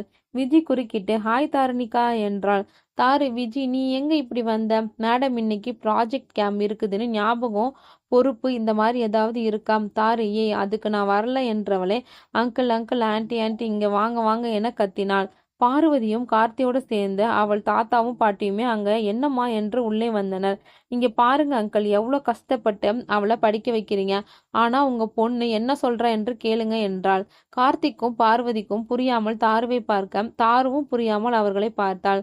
அப்புறம் என்ன, படிப்பு சம்பந்தமா ப்ராஜெக்ட் கேம்ப் போட்டு இருக்காங்க அங்கிள், அங்க வரமாட்டேன்னு வீட்டிலேயே இருக்கா, என்னன்னு கேளுங்க என்றாள். கார்த்திக் அவரது செல்ல மகளை நோக்கியவாறு, என்ன தாரு செல்லம், போயிட்டு வா என்றார். அப்பா, 1 month அங்கேதான் ஸ்டே பண்ணணும், உங்களை எல்லாம் பார்க்காம எப்படி நான் இருப்பேன் கெஞ்சலாக அவரை பார்த்தாள். அதுவும் சரிதானே. கார்த்திக் பேச ஆரம்பிக்கும் முன்பே விஜி, என்னடா ட்ராக் மாறுதே என்றபடி, அங்கிள் ஜஸ்ட் 1 month தான், என்னை நம்பி அனுப்ப மாட்டீங்களா என்றாள். சற்று ஏதோ சிரித்த கார்த்திக், நீயும் என் பொண்ணு மாதிரி தான் தாரு, விஜயை தான் இவ்வளோ கூப்பிடுறாளே, போயிட்டு பத்திரமா வா என்றாள். அதற்கு மேல் தாருவால் எதிர்த்து பேச முடியாமல் போனது. அவளும் தனது ஆடைகள் முதல் அத்தனையும் பேக் செய்து விட்டிருக்கு வெளியே கிளம்பியவுடன் விஜயையும் ரமேஷையும் அழைக்க விஜய் தனது காரில் வந்தான். காரில் ஏறச் சென்ற தாருவை கண்ட கார்த்தியின் பார்வைக்கு குறுக்கிட்டு, விஜய், கார் ஓட்டுறானே அந்த பையனோட ஞாபகம் உங்களுக்கு இருக்கா என்றாள். விஜயை உற்று பார்த்த கார்த்திக், இல்லையே, ஏன் என்றாள். ஐயோ அங்கிள், 12th படிக்கும் போதே நம்ம தாருவிற்கு லவ் லெட்டர் கொடுத்து 3 months சஸ்பெண்ட் ஒருத்த ஆனானே, அவன் என்று சிரித்தாள். அதீத குரலில் அவள் பேசியது விஜய்க்கு ஒரு மாதிரியான உணர்வை ஏற்படுத்தினாலும் கார்த்திக் அதை சிரித்தபடி ஏற்றுக்கொண்டு, என் பொண்ணு மேல நம்பிக்கை இருக்கிறது என்று தாருவின் கையை பற்றினான். காரானது கிளம்பியது. சரியாக பூந்தமல்லி ஹைவேயில் காரை நிப்பாட்டியவன் காரில் இருந்தபடி, விஜி, அசுரபுரி எங்க இருக்குன்னு என்று தெரியாது என்றான். நோ என்றாள் ரமேஷின் கையை கோர்த்த மகிழ்ச்சியோடு. அது பாபநாசத்தின் பக்கத்தில் இருக்கிறது, ட்ரெயின்ல போனா 12 hours ஆகும். ஆனால் என இழுத்தவன், ஆனால் என்னடா என்றான் ரமேஷ். பைக்ல போனால் 8 hours தான், பைக்ல போலாம் என்றபடி தாருவை நோக்கினான். உனக்காக தான் இந்த பிளான் என்ற பார்வையில். ரமேஷிற்கும் சரியாக பட, விஜி இன்னும் கலகலப்பானால் தன் காதலுடன் பைக்கில் செல்ல போகிறோம் என்று. ரமேஷ் தனக்கான ராயல் என்ஃபீல்டை எடுத்து வந்தான். விஜய் சற்று நேர தாமதற்கு பின் தன் R50யில் வந்தான். எடுத்து வந்தவன், இன்னும் 5 hours மதுரைக்கு போறோம், அங்க நைட்டு ஸ்டே பண்ணிட்டு அடுத்த அசுரபுரிக்கு ரைடு போலாம், ஓகேயா என்றான் பொதுவாக. ஆனால் அவனது கண்கள் தாரணிகாவே பார்த்திருந்தன. இருவரும் ஒருவருக்கொருவர் சளைத்தவர்கள் இல்லை என்றபடி விஜய் தனது R50யிலும் ரமேஷ் தனது ராயல் என்ஃபீல்டிலும் வேகமாக ஒருவரை ஒருவர் முந்தி செல்ல விஜயின் போன் ரிங் ஆனது. தனது ப்ளூடூத்தில் ஆன் செய்து ஹலோ என்றவனே தாரணிகாவே ஹலோ என அழைத்திருந்தாள். என்னடா பின்னாடி இருந்துட்டே கால் செய்கிறாளே என்றபடி, விஜய் சொல்லு தாரு என்றான். அவள் சற்று அமைதிக்கு பின், ஐ லவ் யூடா என்றாள். 120 கிலோமீட்டர் வேகத்தில் சென்றவனின் வேகம் திடீரென குறைந்தது. காரணம், அவனது இதயம் வேகமாக துடிக்க ஆரம்பித்திருந்தது. அவனின் பதிலை எதிர்பாராமல் பைக் ரைடுக்கு தேங்க்ஸ் என்றாள். அதிகமாய் சிரித்தவள் வேகமாக பைக்கை ஓட்ட ஆரம்பித்தான். மணி இரவு 11 மதுரையை அடைந்தார்கள். சொன்னதை விட 30 minutes லேட் என்று அருகில் இருந்த ஹோட்டலில் 2 ரூம் புக் செய்தான். யார் யார் எந்த ரூம் என்று விஜய் பேசுவதற்குள், நீங்க என்ன வேணாலும் நினைத்து கொள்ளுங்கள், நானும் ரமேஷும் ஒரே ரூம்ல தான் தங்குவோம் என்றாள் விஜி. அது எப்படி விஜி, தாரு இருக்காளே என்ன விஜயிடம். தாரு, பரவாயில்ல, நான் அட்ஜஸ்ட் பண்ணிக்கிறேன் என்றாள். விஜயும் தாருவும் தனி அறைக்கு வந்ததும் விஜய் தாருவிடம், நீ அந்த பெட்ல படுத்துக்கோ, நான் கீழே படுத்துக்கிறேன் என்றான். தாரு ஒரு கணம் அவனை கண்டு போதையாய் சிரித்தவள் முதலில் அவளது துப்பட்டாவை கீழே போட்டாள். என்னடி பண்ற தாரு என அதிர்ச்சியாய் பார்த்தவனை மீண்டும் போதையாய் சிரித்தாள். தனது சுடிதாரை கழற்றியபடியும் அவனை சுவற்றில் சாய்த்து அவன் உதோடு அவள் உதடை அழுத்தினாள். முத்தங்கள் முடிந்த பின் அவன் கண்களை அவளது கண்களோடு நோக்கியவள், இன்னும் 1 வருஷத்துல சாக போறேன் விஜய், எனக்கு எதுவுமே தவறில்லை என்றாள். விஜய் தன் பங்கிற்கு சுவற்றில் திருப்பி சரித்து அவளது கையை அவனது கையோடு கோர்த்து, தாரு, நீ ஒன்றும் 1 yearல சாக மாட்ட, டாக்டர் கூறியபடி உனக்கு 18 months இருக்கு, நம்ம செமஸ்டர் முடிய இன்னும் 3 months இருக்கு, நம்ம வீட்டில் இருக்கவங்கள கன்வின்ஸ் பண்ண அடுத்த 3 monthsல கடைசியா இருக்க 365 days நீ என்ன கேட்டாலும் செய்வேன், எதை ஆசைப்பட்டாலும் நிறைவேற்றுவேன், ஏன் அந்த நிலாவை கூட உனக்காக பிடித்து தருவேன் என்றான். அந்த 365 daysல என்னைக்காவது ஒரு நாள் இதையும் வைத்துக் கொள்வோம் என அவளது சுடிதாரை எடுத்து கொடுத்தான். ரொம்ப நல்ல பையனா இருக்கியே விஜய் என்றாள் தாருணிகா. ஏதோ குழந்தை போல் சிரித்தவன் திடீரென இரத்த வாசனை வருதுலடி என்றான். எனக்கு எதுவும் மூக்கு இல்ல, வாயிலிருந்து ரத்தம் வருதா என்று அவனிடம் வினாவியபடி அவள் கைகளால் அவளது மூக்கை துடைத்து பார்க்க ஒரு கரிய பூதம் சுவற்று நிழலில் இருந்து வந்து விஜயை கீழே தள்ளியது. என்ன நடக்கிறது என்று அறியாமல் கண்களை விரிய அதை பார்த்தவளின் முன்னால் 2 ஓநாய் உருவத்தில் மனிதனும் ஒரு காட்டேரி உருவமும் 2 கருகிய உருவமும் நின்று இவளை பார்த்து ஏளனமாய் சிரித்தவாறு அருகில் வந்து அந்த ஓநாய் உருவம் அவளது கால் பிடித்து இழுத்து தாரு முகத்தில் அழுத்தமாய் தனது நகங்களை தாக்கியது. அவளது வலது கண்ணோடு அவளது கன்னத்தின் தசைகளும் அதன் நகத்தினால் கீறி இழுத்தது. அங்கே நரசிம்மன் செல்வாவும் அவனது அறையில். என்னப்பா தூங்க விடாம டார்ச்சர் பண்றேன் என்றான் நரசிம்மன். அது இல்ல சார், அவளோட உடம்பில் இன்ஜெக்ட் பண்ண டிராக்கரை ஆன் செய்யவா என்ற சொல்ல. இன்னும் அதை ஆன் செய்யவில்லையா? நீ செய்து இருப்ப என்றுதான் நினைச்சேன் என்றான். செல்வாவும் சரி என்றபடி அதை ஆன் செய்ய திடீரென துண்டு துண்டாய் சிதறும் ஒரு ஒளியின் பல ஒளிக்கற்றையின் பரிணாம கதிரை போல் அவளது அங்கங்கள் மின்னியது. அதுவரை பயத்தில் இருந்த விஜய் அவளை ஆச்சரியமாய் பார்க்க அவளது உடை கருப்பு நிற சேலையாகவும் மேலாடை அடர்ந்த சிவப்பு நிறமாகவும் மாறியிருந்தது. திரும்பவும் அந்த ஓநாய் மனிதன் அவளை தாக்கச் செல்ல அவள் அதன் கையை பிடித்து அருகில் இழுத்து அதன் கண்ணோடு அவள் கண்ணை பார்த்தாள். அந்த ஓநாய் மனிதனுக்கு உடல் முழுவதும் எரிந்து அவனது எலும்புகளை மிஞ்சியது. மற்றொரு ஓநாய் தன் நண்பனை கொன்ற கோபத்தில் இவளை தாக்க வர கடுங்கோபத்தில் அவள் 2 கையையும் அதன் இதயத்திற்குள் விட்டு அதன் உடலையே 2ஆய் கிழித்தெறிந்தது. இதை பயத்துடன் கண்டிருந்த 2 கரும்பூதங்களும் தப்பி ஓடின. இவள் வெறியோடு அவைகளை தொட்டதுமே தீயில் கருகின. மிஞ்சியிருந்த காட்டேரியே இவள் தாக்குவதற்கு அகோர பசியில் சென்றாள். அதற்குள் அங்கே செல்வா, சார் அந்த டிராக்கர் ஒர்க் ஆகலையே என்றான். நரசிம்மன், அதற்கு வாய்ப்பே இல்லை. அந்த டிராக்கரை லொக்கேஷன் காட்டும் மானிட்டரை காட்டான். அதில் லொக்கேஷன் காண்பித்ததாய் தெரியவில்லை. அதுவரை சாந்தமாய் இருந்த நரசிம்மன் கோபத்தில் அந்த மானிட்டரை வேகமாக சுவற்றில் தூக்கி அடித்தான். அதனால அவளது உடலில் செலுத்தப்பட்ட அந்த டிராக்கர் கருவியும் செயல்படாம போக தாருணிகா மயங்கி விழுந்தாள். மீதமிருந்த காட்டேரி வேக வேகமாக வெளியே தப்பி ஓடியது அந்த அறையில் இருந்து. விஜய்க்கு எதுவும் புரிந்துவதாய் இல்லை. பயத்தில் வெலவெலத்து போயிருந்தான். பயத்தில் ஏற்பட்ட மன உறுத்தலால் தூங்காமல் குழம்பியபடியே தாருவியை பார்த்திருந்தவன் என்னதான் அவள் பேய் என்று அவள் உள் மனது சொன்னாலும் அவள் கீழே தூங்குவதை உணர்ந்த அவன் அவளை தூக்கி பெட்டில் கடத்தினான். விஜய் அதை பார்த்த ஒரு விதமான சிரிப்பில், என்னப்பா நைட் செம்மையா போச்சா என்றாள். அதுக்கென்ன, செம்மையா போச்சு என வடிவேலு பாணியில் மூஞ்சை வைத்து கொண்டு சொன்னவன் ரமேஷும் இவர்களது அறைக்கு வர அறை அலங்கோலமாய் இருந்ததையும் அவள் உடுத்திய சுடிதார் ஒரு சில இடத்தில் கிழிந்ததையும் கண்ட விஜயும் ரமேஷும் குறும்பாய் விஜயை பார்த்து சிரித்தனர். ஏச்சி, அதெல்லாம் எதுவும் இல்லை, சீக்கிரம் உன் ஃப்ரெண்டை எழுப்பு என வெளியே சென்ற விஜயை ஒரு மாதிரியாக பார்த்தாள் விஜி. இவன் இப்படிலாம் நடந்துக்க மாட்டானே என்று நினைத்தவள் தாருவை எழுப்பினாள். தாருவும் எழுந்ததும் சுற்றி விஜயும் ரமேஷும் நின்றிருக்க அதிசயமாய் அவர்களை பார்த்து, விஜய் எங்கே என்றாள். விஜி பதிலுக்கு, நைட்டு உங்களுக்குள்ள சண்டையா என்றாள். இல்லையே, அப்புறம் ஏன் அவன் மூஞ்ச தூக்கி வச்சிட்டு இருக்கான் என வினாவினாள். தாரு குளித்து நேற்று அவளின் பழைய சுயரூபம் வரும்போது அவள் அணிந்திருந்த கருப்பு நிற சேலையும் அடர் சிவப்பு நிற மேலாடையும் அணிந்து வெளியே வந்தாள். விஜய்க்கு தூக்கி வாரி போட்டது அப்படியே. தாரு விஜயை பார்த்து சிரிக்க விஜய் தலையை குனிந்து கொண்டான். இது அவளை சிறிது காயப்படுத்தியது. விஜயும் ரமேஷும் பைக்கில் முதலில் ஆர்வத்தில் கிளம்பிட பின்னால் விஜயும் தாருவும் கிளம்பினர். முதலில் 2 பைக்கும் ஒரு சேர சென்றது. முதலில் யார் பாபநாசம் செல்வது என்று பார்ப்போமா என கூறியபடி ரமேஷ் வேகத்தை கூட்டினான். ஆனால் விஜய் வேகத்தை அதிகரிக்கவில்லை. ரமேஷும் விஜயும் வேகமாக சாலையில் இருந்து மறைந்தனர். இவனும் வேகத்தை கூட்ட எத்தனிக்க தாரு அவன் தோளில் கை வைத்தாள். என்ன என்று எரிந்து விழுவது போல் கத்தினாள். தோளில் இருந்து கையை எடுத்தவள், ஏண்டா நைட்டு உன்கிட்ட தப்பா நடந்துக்கிட்டேன்னு கோபமாம்?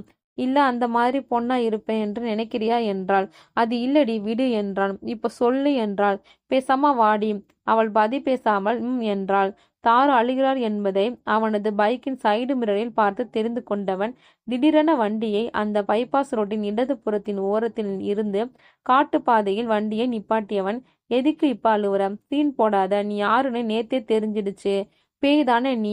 உண்மையான தாரு எங்க? ஏன் அவ உடம்புல நீ இருக்க என கேள்விகளை படபடவென பேசினான். அதுவரை அழுதவள் இப்போது சிரித்தவளா, ஏ செல்லம், ஏதும் கனவு கண்டியா? பேய் பிசாஸ் என்று வளரட, நான் தாண்டா உன் தாரு என அவனை அணைக்க சென்றவளை விஜய், ஏய் ஒரு நிமிஷம் இரு, அதே ரத்த ஸ்மெல் என்றவனுக்கு 7 அடி உயரத்தில் ஒரு ஓநாயும் அவளின் கழுத்தை பிடித்து தூக்கி எறிந்தது. டி திரும்பவும் வந்துட்டீங்களா என்று கண்மூடித்தனமாய் ஓடியவன் தூரத்தில் இருந்த ஒரு தென்னை மரத்தின் அடியில் ஒளிந்தான். அவள் எப்படியும் அதை கொன்னிடுவாள் என நம்பினாள். அதனால் சற்று அசாத்திய தைரியம் அவனுக்கு. அவைகளுக்கு இவன் எங்கே ஒளிந்திருக்கிறான் என கணிப்பது மிகச் சுலபம். ஆனால் அவர்களது கவனம் தாருணிகாவின் புறமே இருந்தது. அந்த ஓநாய் உருவம் தாருவை தலைகீழாக கவிழ்த்து அருகில் இருந்த மண்மேட்டில் தூக்கி எடுத்தது. அவளுக்கு என்ன நடக்கிறது என்று புரிவதற்குள் இது நடந்தேறியதால் அவள் என்னவென்றே அறிய முடியாத சூழல். அவளும் மயங்கிடம் அந்த உருவம் தனது நகங்களால் அவளை கீறி சிதைத்து கொண்டே அதன் கோரிய பற்களால் அவளது கழுத்தை கடித்தபடியே முழு உடலையும் தூக்கியது. அவளை அவ்வுருவம் அத்தனை கொடூரமாய் கொன்று இரத்தத்தை உறிந்து கொண்டிருக்க தாருவின் கண்கள் விஜயை பார்த்தபடி இருந்தது. அவளது கண்கள் அவள் இறந்துவிட்டாள் என்பதை உணர்த்தியது. அதை கண்டு அவன் மனதை குழப்பத்தில் ஆழ்த்தியவன் அந்த ஓநாயை பார்த்தபடி, யாரா நீங்க, என்னதாண்டா வேணும் உங்களுக்கு, அதான் கொன்னுட்டீங்களே, அவள் உடலையாவது விட்டு வைங்கடா என்றான். அவனுக்கு அந்த உருவத்தை பார்த்தால் பயமில்லை என்றல்ல, அவள் மேலிருந்த காதல் அதைவிட பெரியதாய் இருந்ததே அதற்கு காரணம். அவ்வுருவத்தை கண்ட பதற்றம் சிறிதும் இல்லாமல் தாருவின் உடலருகில் இருந்தான். இறந்த அவளின் கண்களை சற்று அசையாது பார்த்தான். அதே சமயம் இவனையும் தாக்க அந்த உருவம் எத்தனித்த நேரம். ரமேஷ், விஜய் எங்க காணலை என்று அவனுக்கு கால் செய்தான். எங்கடா போனா இவன் என்ற மனநிலையில் ரமேஷ் விஜய்க்கு கால் செய்தான். அந்த நெடுநீண்ட ஓநாயின் பற்களுக்குள் சிக்கொண்டிருந்த தாருணிகாவை அவளை காப்பாற்ற தன்னால் ஏதும் முடியாதபடி தாருவின் ஒளியிழந்த கண்களை மிக அருகில் பார்த்த விஜயின் போன் வைப்ரேட் ஆனது. அது வைப்ரேட் ஆன அடுத்த கணம் தாருணிகாவின் உடல் மின்னல் போன்று வெட்டியது. அதுவரை வில் போல் வளைந்து அதன் பற்கள் நடையில் அகப்பட்டிருந்தவள் இப்போது திடீரென தன் உடலை சுழற்றி அந்த ஓநாயினை தூக்கி அடித்தாள். அதுவரை பரிதாபமாய் பார்த்தவனுக்கு மீண்டும் பயம் தொற்றிக்கொள்ள அவனது போனிற்கு வந்த கால் கட்டானது. அப்படியே மயங்கி விழுந்தாள் தாருணிகா. கீழே விழுந்த ஓநாய் திரும்பவும் மயங்கவளின் அருகில் வர திரும்பவும் ரமேஷ் விஜய்க்கு கால் செய்தான். ஆனால் அவள் மயக்கத்திலிருந்து விழித்திருக்கவில்லை. சற்று தனது செல்போனை அசையாது பார்த்த விஜய் அதை மயங்கிய தாருணிகாவின் அருகில் தூக்கி எறிந்தான். அது அவளது அருகில் அதிரிய மறுகணம் வெறி கொண்டு எழுந்தவள் அந்த ஓநாயை கண்டபடி, நான் யாரென்று நீ அறிவாயா? உன் துர்வம்சத்தில் ஓர் துருவருக்கும் உயிர் பயமற்று போனதா என்று 1 அடி தூரத்தில் நின்றபடி கீழிருந்து மேல் பறந்தவள் ஒரு சொடுக்கிட அது எரிந்தது. அது எரிந்து முடிவதும் தாருணிகாவும் மயங்குவதும் சரியாய் அமைந்தன. தாருணிகாவின் அருகில் அப்படியே நின்றவன் இவளை எழுப்பலாமா வேணாமா என்று யோசித்தவன் பின்னால் ரமேஷின் குரல், இங்க என்னடா பண்ணிட்டு இருக்கீங்க என்று கோபத்தோடு ரமேஷ் அங்கே வர தாரி மயங்கியிருப்பதைக் கண்ட ரமேஷும் விஜயும் பதற்றத்தில் ஆனால் ஒரு சேர, என்னடா பண்ண அவளை என்றனர். டே, என்ன நான் பண்ணேனா? இவ்வளோ நேரம் பண்ணது அவதான் என்றபடி பார்த்தான். மயக்கம் தெளிந்த தாரும் தன்னை சுற்றி அவள்கள் நின்றதையும் தன்னை யாரோ அடித்தது போன்ற வலி அவளுக்கு அதீதமாய் தோன்றியதன் காரணமாகவும் உடையும் ஆங்கங்கே கிழிந்திருப்பதையும் கண்ட அவள் சற்று பயத்தில், என்னடா என்னை என்ன பண்ண பொறுக்கி, பேசணும் தானடா பைக்கு நிப்பாட்டின, என்னடா பண்ணன என சற்று பயத்தில் கத்தியவளே, நீயுமா தாரு என்றான். அவனது அப்பாவித்தனமான பார்வையில் அவனை கண்டதும் அவள் அமைதியானாள். விஜய் சற்று சிரித்தபடி, விஜய், உன்னை ரொம்ப நல்லவன் நினைத்தேன் என்று அவள் ஆரம்பிக்க தாருணிகாவிற்கு அவள் மூக்கிலிருந்து சிறிது ரத்தம் கசிவதை கண்ட விஜய், ஆமா, நான் கெட்டவன்தான், என் ஆளை நான் என்ன வேணா பண்ணுவேன், என் இஷ்டம், உன்கிட்ட சொல்ல அவசியம் இல்லை என்று அவளை தனது கைகளால் தூக்கிச் சென்றான் பாசமாக. சரி சரி, ஒழுங்கா எங்க பின்னாடி வரணும், வேற சந்து கிந்துக்குள்ள போறத பார்த்தேன், அவ்வளவுதான் என்றாள் விஜய். இது எதையும் விஜய் கவனிக்காமல் ரமேஷிடம் எதையும் கூறாமல் பைக்கை அதீத வேகமாக விரட்டினான். இது நடந்து முடிந்த சிறிது நேரத்தில் தாரு விஜயை அழைத்து, உண்மையாம் என்னை ரேப் பண்ணிட்டியாடா என கேட்க, எதுவும் ஞாபகம் இல்லை எனக்கு என்றாள் தாரு. விஜய் பைக்கில் சென்றபடி பாதி திரும்பி அவளது மூக்கில் கசிந்த இரத்தத்தை கையால் துடைத்து, இப்ப ரேப் பண்ணேன்னு சொன்னா என்ன செய்ய போற என்றான். எதுவும் செய்ய மாட்டேன் என பாவமாக விஜயை பார்த்தாள். குழந்தை மாதிரி தாண்டி நீ பாக்குற, ஆனால் அப்பப்ப பேய் மாதிரி பயமுறுத்துறே என்று நினைத்தான் விஜய். இங்கேயோ நரசிம்மனுடன் அவனது பணியாட்களும் ஒரு கான்ஃபரன்ஸ் அறையில். இந்த முறை செல்வாவே பேச ஆரம்பித்தான். Good evening everyone.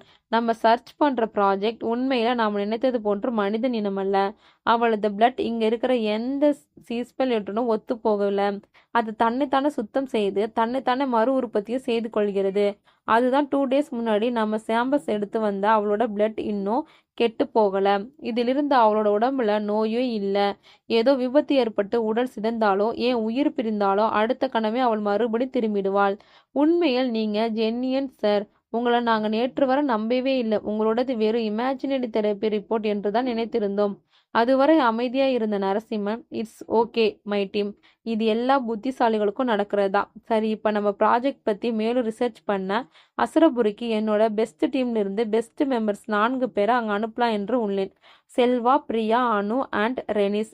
நான் அந்த 4 மெம்பர்ஸ் அனதர் காலேஜ் ஸ்டூடெண்ட் மாதிரி அங்க செல்ல போறீங்க. நம்ம ப்ராஜெக்ட் சின்னதா கூட சந்தேகம் வராம பார்த்துக்கொள்ள வேண்டும். Be careful guys. நம்ம சப்ஜெக்டோட எவ்ரி மூமெண்ட்டையும் எனக்கு ரிப்போர்ட் ஆக வேண்டும் என்றான்.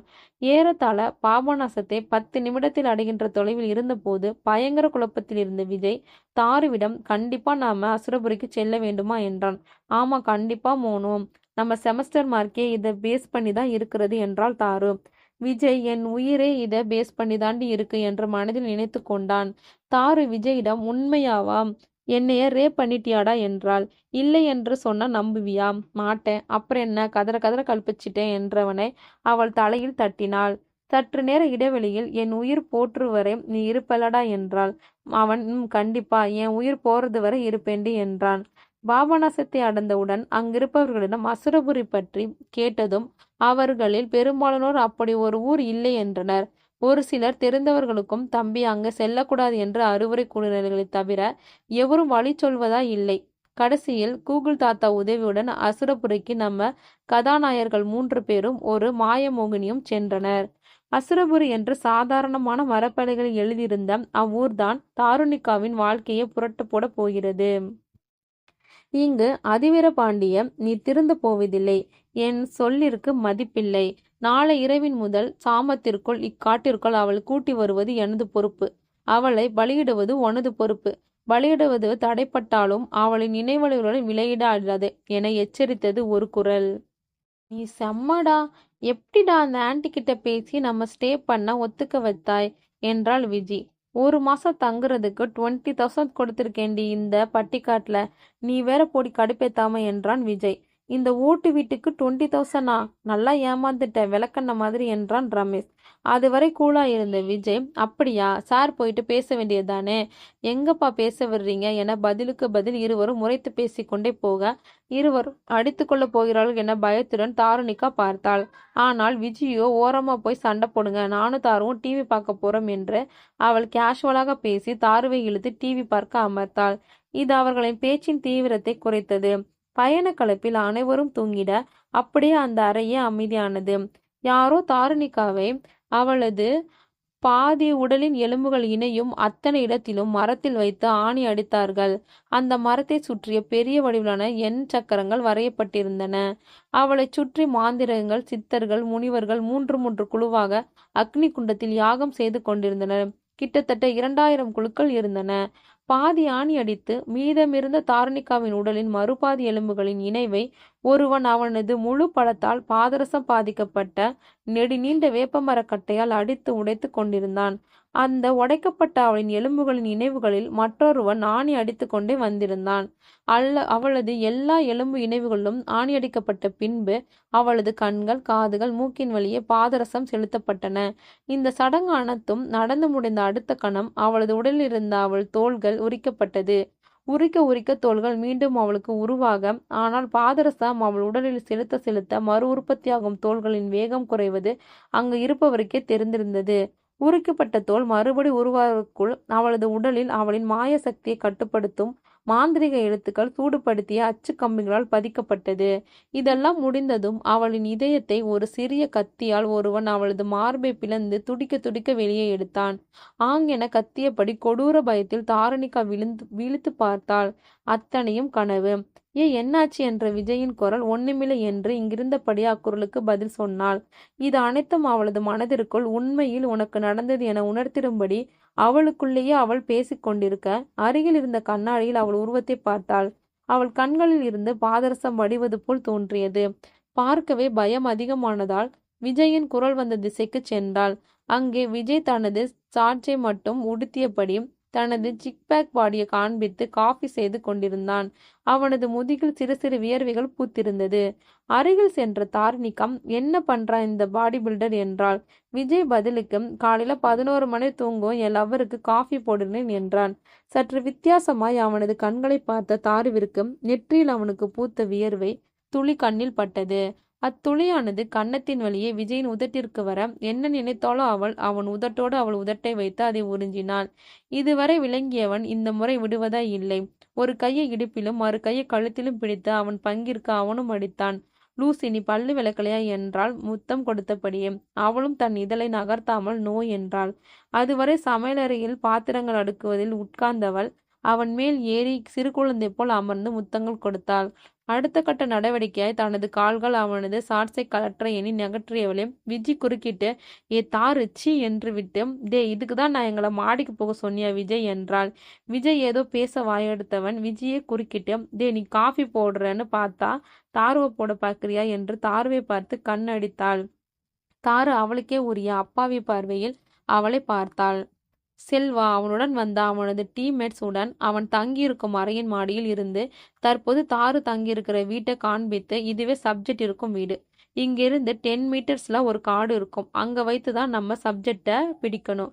இப்போதைக்கு அவளை பிடிக்க பெருசா பிளான்லாம் இல்லை. ஆனால் ஏற்கனவே அவள் உடலில் நைட்ரஸ் ஆக்சைடை இன்ஜெக்ட் பண்ணிட்டோம். ஸோ மெர்க்குரியை அடுத்து இன்ஜெக்ட் பண்ணிட்டுட்டால் பிடித்து விடலாம் என அவனது டீம்மேட்ஸுக்கு செல்வா இன்ஸ்ட்ரக்ஷன் சொன்னான். இங்கே நால்வரும் அமர்ந்து டிவி பார்த்து கொண்டிருந்தார்கள். திடீரென நுழைந்த ஒரு பெண்ணின் குரல், என்ன கண்ணுங்களா, ரூம் பிடித்திருக்கிறதா என்றாள். நால்வரும் சற்று மரியாதையுடன் ஆம்பா ஆண்டி, பிடித்திருக்கிறது என்றனர். கண்ணுங்களா, எங்க வேணா ஊரை சுத்தி பாருங்க, ஆனா அந்த காட்டு பக்கம் மட்டும் போகாதீங்க. காத்து கருப்பு நிறைய சுத்திட்டு இருக்கு, சரியா என்று சிரித்து கொண்டே நகர்ந்தாள். அறையை விட்டு வெளியே சென்றவளை விஜி ஆன்டி ஆன்டி ஆன்டி என்றாள். சொல்லு தங்கம் என்றால் மீண்டும் அறைக்கு வந்து, ஆன்டி, பக்கத்தில் எதுவும் கோவில் இருக்கா? இங்க இருந்து நேரா போனீங்களாம் வரும்.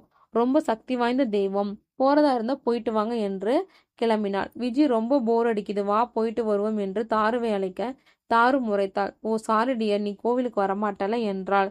ஏன் என்றபடி விஜயிடம் கேட்டாள். அதற்கு, உன் ஆளு கோவிலுக்கு போனாலே மயங்கி விழுந்துடுவா, சின்ன வயசுல இருந்தே அவ அப்படிதான் என்றாள். அதுக்கும் ஏதோ டிசீஸ் நேம்னு சொன்னியே தாரு, பேர் என்ன என்று தாருவை பார்த்தாள்.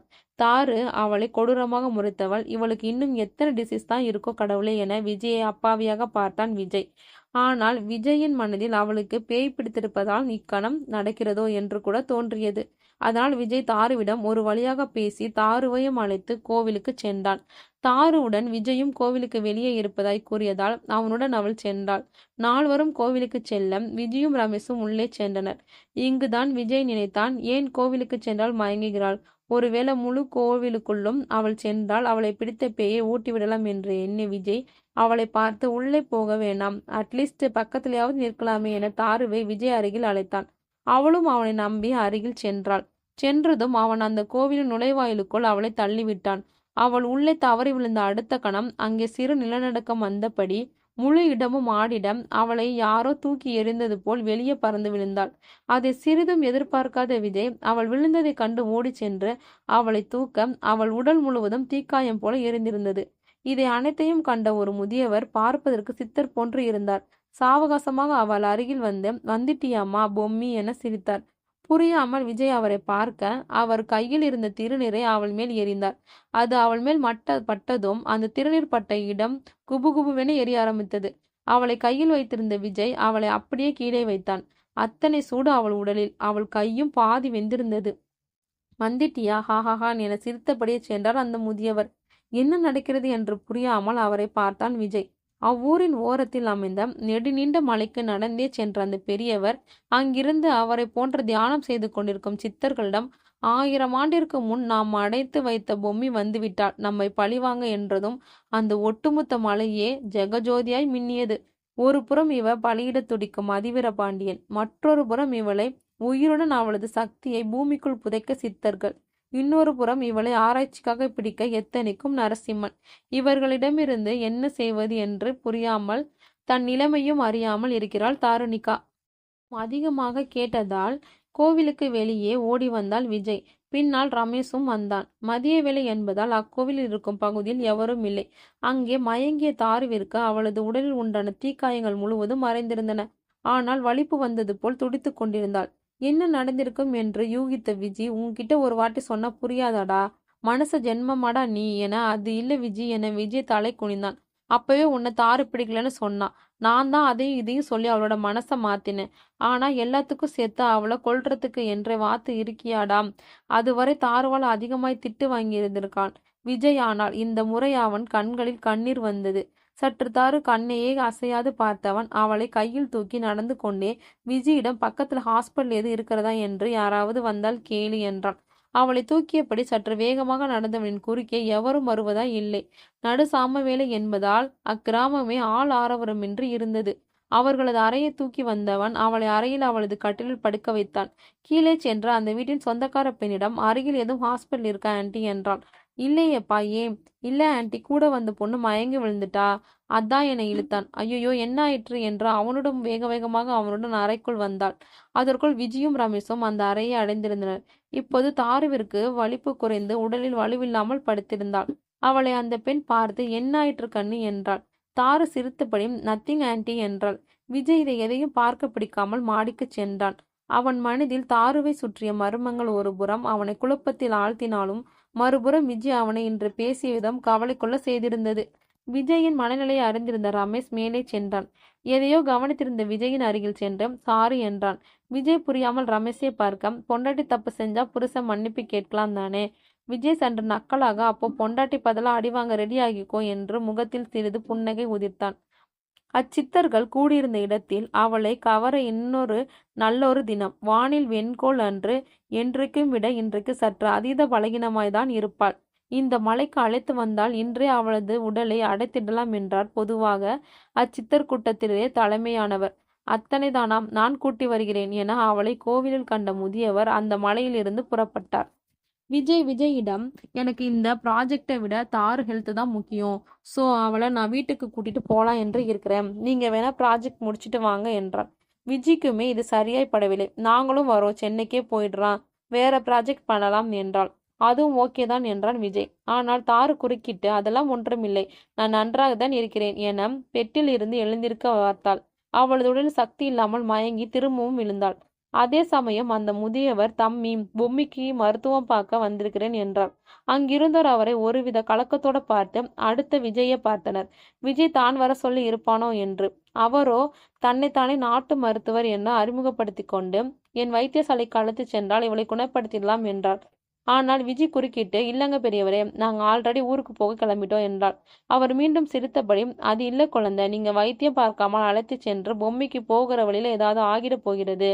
எவரின் அனுமதியும் கேளாமல் தாருவின் அருகில் உட்கார்ந்து அவளது நெற்றியை தொட்டு, ஏற்கனவே காய்ச்சல் அதிகமா இருக்கிறது என்றார். விஜய், என்ன காய்ச்சலா என்று தாருவை தொட்டு பார்த்தாள். தாருவின் உடல் நெருப்பில் கொதிப்பது போன்றிருந்தது. விஜயும், ஆமா, காய்ச்சல் தான் அடிக்கிறது என்றாள் அந்த முதியவரை பார்த்து. அதற்கு அந்த முதியவர், எதற்காக சொல்கிறேன் என்று இப்பொழுதாவது புரிகிறதா? என் வைத்தியசாலைக்கு சென்று முன் வைத்தியம் பார்த்துவிட்டு காலையில் வீட்டிற்கு கிளம்புங்கள் என்றார். அதுவும் சரியென தாருவை ஒரு புறம் விஜயும் பிடித்தபடி அந்த மலைக்கு என்ன நடக்கிறது என்று அறியாமல் அந்த முதியவரின் பின்னால் அழைத்துச் சென்றனர். போகின்ற வழியில் விஜயனிடம், நீதான் இவரை வர சொன்னியா என்றாள். அவன், இல்லையே, நீ சொல்லியிருப்ப என்று நான் நினைத்தேன் என்றான். மலைக்கு மிக அருகில் வந்ததும் செல்வா இத்தனை கணம் வலதுபுறம் இருந்த காட்டின் வழியே நேர்கோட்டில் அவர்களை பின்தொடர்ந்து வந்தான். இதற்கு மேல் சென்றால் மாட்டிக்கொள்வோம் என்று அவளது உடலில் மிக நுண்ணிய டிராக்கரை அதனை ஒன்றி தள்ளும் கண்ணின் மூலம் செலுத்தினான். செலுத்திய அதே நேரம் நரசிம்மன் அவளது உடலசைவை பற்றிய ஆராய்ச்சிகளை அவனது ஆராய்ச்சி கூடத்தில் செய்து கொண்டிருந்தான்.